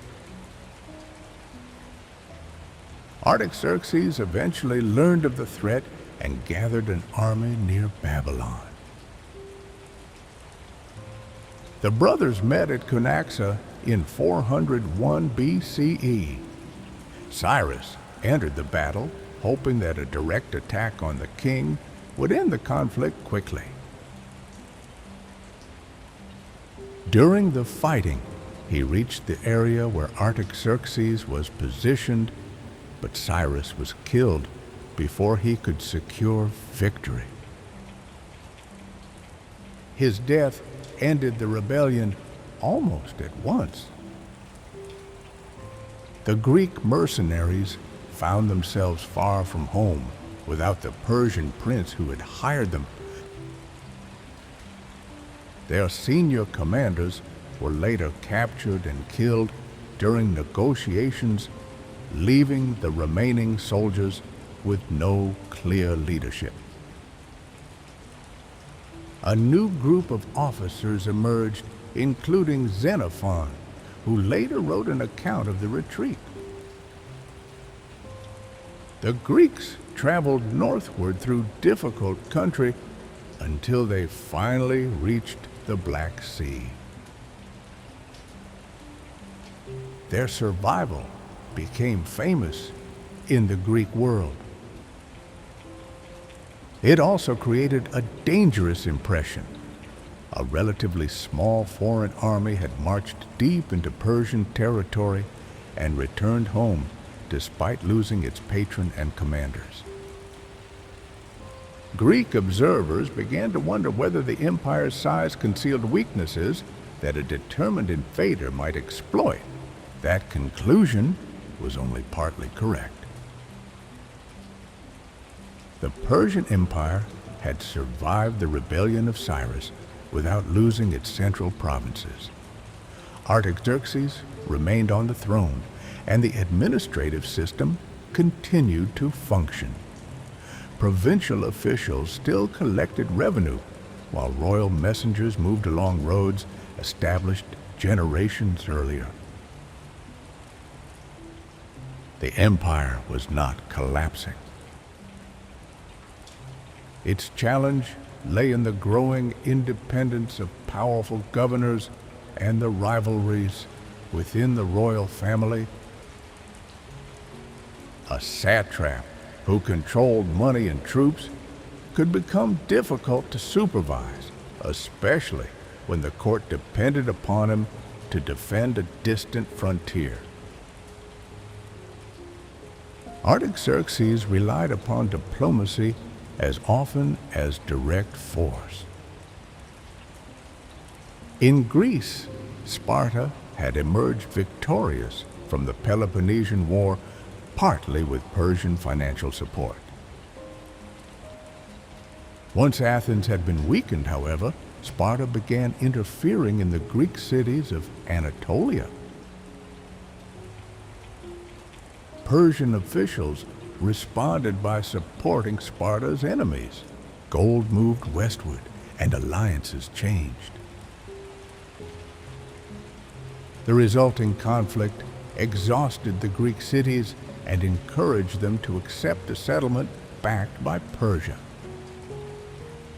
The agreement, commonly known as the King's Peace, recognized Persian control over the Greek cities of Asia Minor.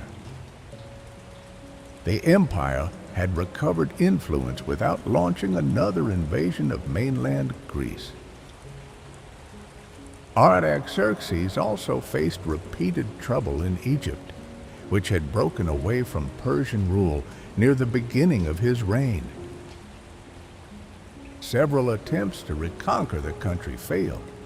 The Nile Delta offered natural defenses, while local rulers hired experienced Greek soldiers to strengthen their armies.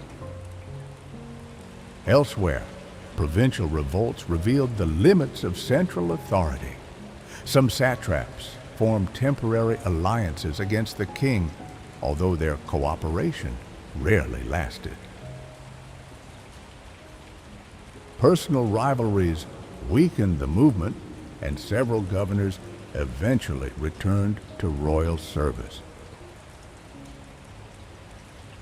The empire endured because its opponents were often as divided as its rulers.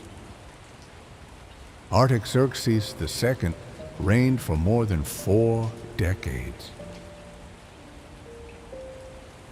By the time he died, most people alive within the empire had known no other king. His long rule provided continuity, but the final years were shadowed by disputes among his sons. The throne eventually passed to Artaxerxes III. The new king understood that the authority of the royal house had weakened. He responded with determination and, according to later sources, considerable severity. Potential rivals within the dynasty were removed, while rebellious governors were brought back under control. His most important achievement was the reconquest of Egypt in 343 BCE. The campaign required careful preparation. Earlier, Persian armies had struggled against the waterways and defenses of the Nile Delta. Artaxerxes III gathered a large force and employed Greek commanders who understood the military methods used by Egypt's defenders. After the Persian victory, Egypt once again became part of the empire. The recovery suggested that Achaemenid power remained substantial. A kingdom lost for decades had been reclaimed, and provincial resistance had been reduced. To an observer at the time, Persia did not appear to be waiting for destruction. Yet, events at court soon created another crisis. Artaxerxes III died in 338 BCE, probably through a conspiracy involving the powerful official Bagoas. His young son Arses became king, but survived only a short time. He too was removed when he attempted to free himself from the influence surrounding the throne. Bagoas then supported a member of the wider royal family who became Darius III. The new king was not an inexperienced servant placed helplessly on the throne. Ancient tradition remembered him as a capable man who had shown courage during an earlier campaign. Once he became king, he acted quickly to remove Bagoas and establish his own authority. Still, Darius inherited the throne at a difficult moment.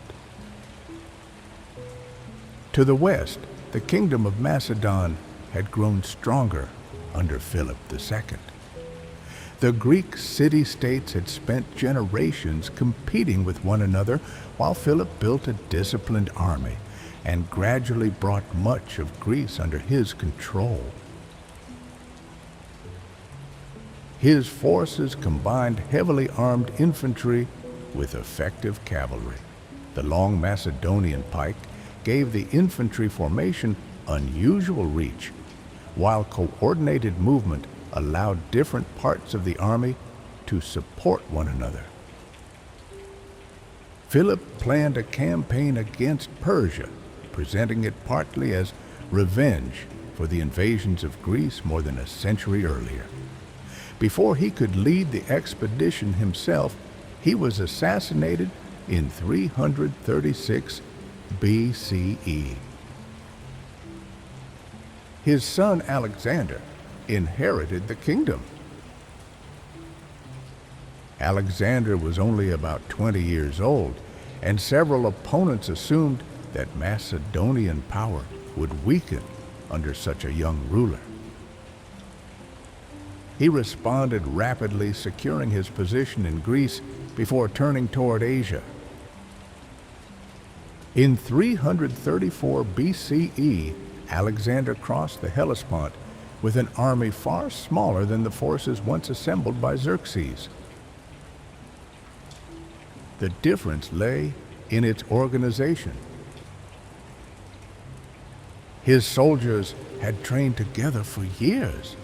Commanders understood their roles, and Alexander led from close to the fighting. He also inherited Philip's network of experienced officers who helped maintain discipline as the army moved away from home. The first major battle took place near the Granicus River in northwestern Anatolia. Persian regional commanders gathered to block the invasion supported by Greek mercenaries. Alexander crossed the river and won.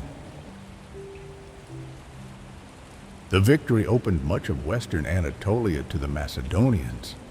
Some cities resisted, while others welcomed the chance to remove rulers associated with Persian authority. Alexander presented himself as a liberator of the Greek communities, although each new city also came under his own control.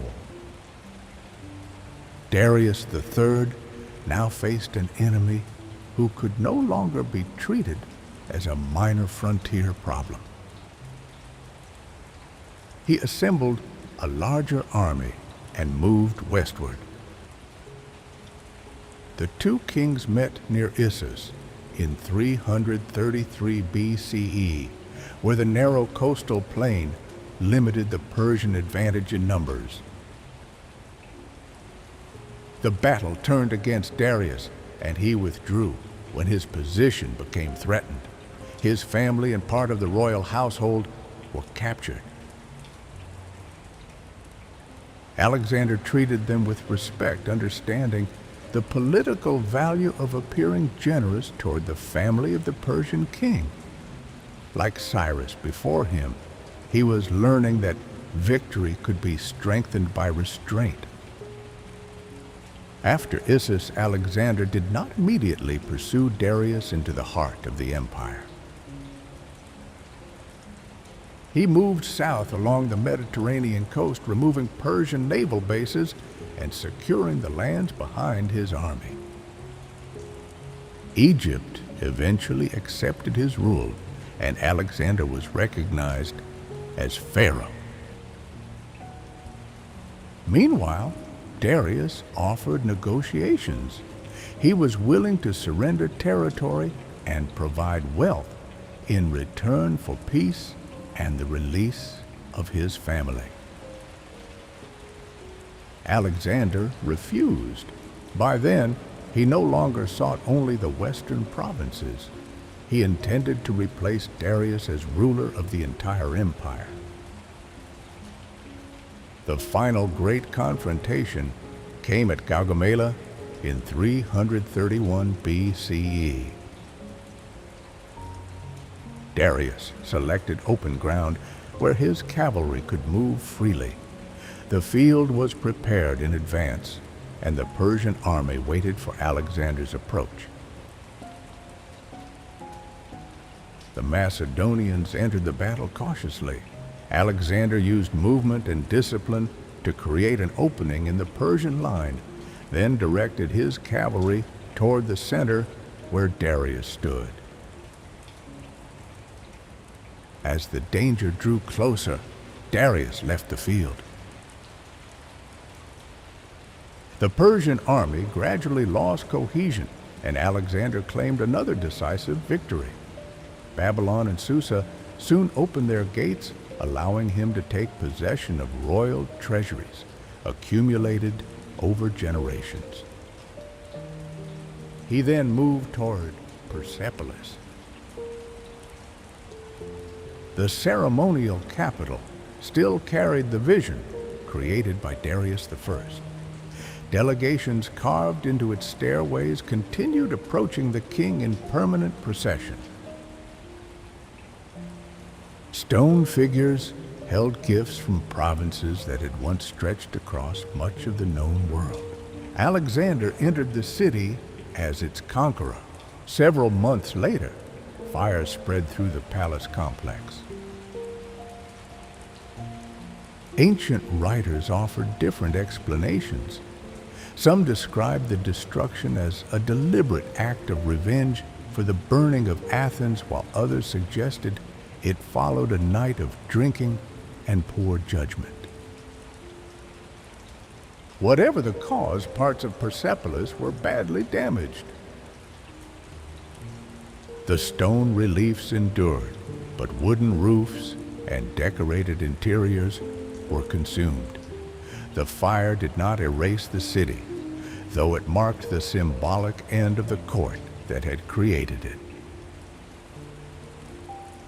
Darius continued eastward, hoping to gather another army. Before he could do so, he was seized by members of his own entourage and later killed. When Alexander found his body, he reportedly ordered a royal burial. The Achaemenid dynasty had come to an end, but Persia had not disappeared. Alexander adopted elements of Persian court ceremony and retained experienced officials. He began wearing forms of Persian dress and encouraged marriages between his officers and women from noble Iranian families. These choices disturbed some Macedonians who had expected Persia to remain a defeated enemy. Alexander understood something they did not.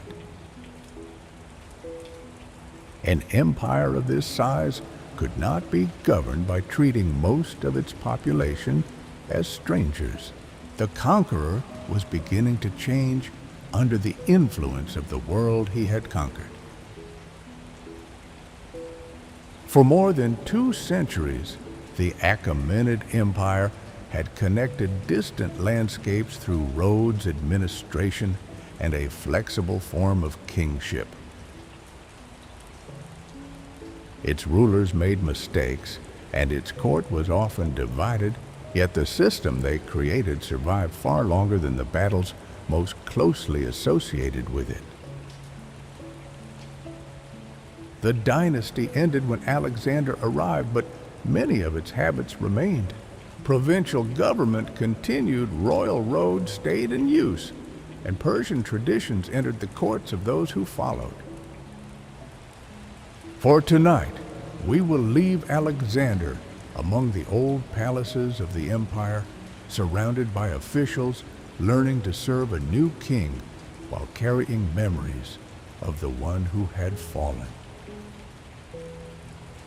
Thank you for spending this quiet evening with me and for traveling through the long history of ancient Persia. Wherever you are listening, I hope the rest of your night is calm and peaceful.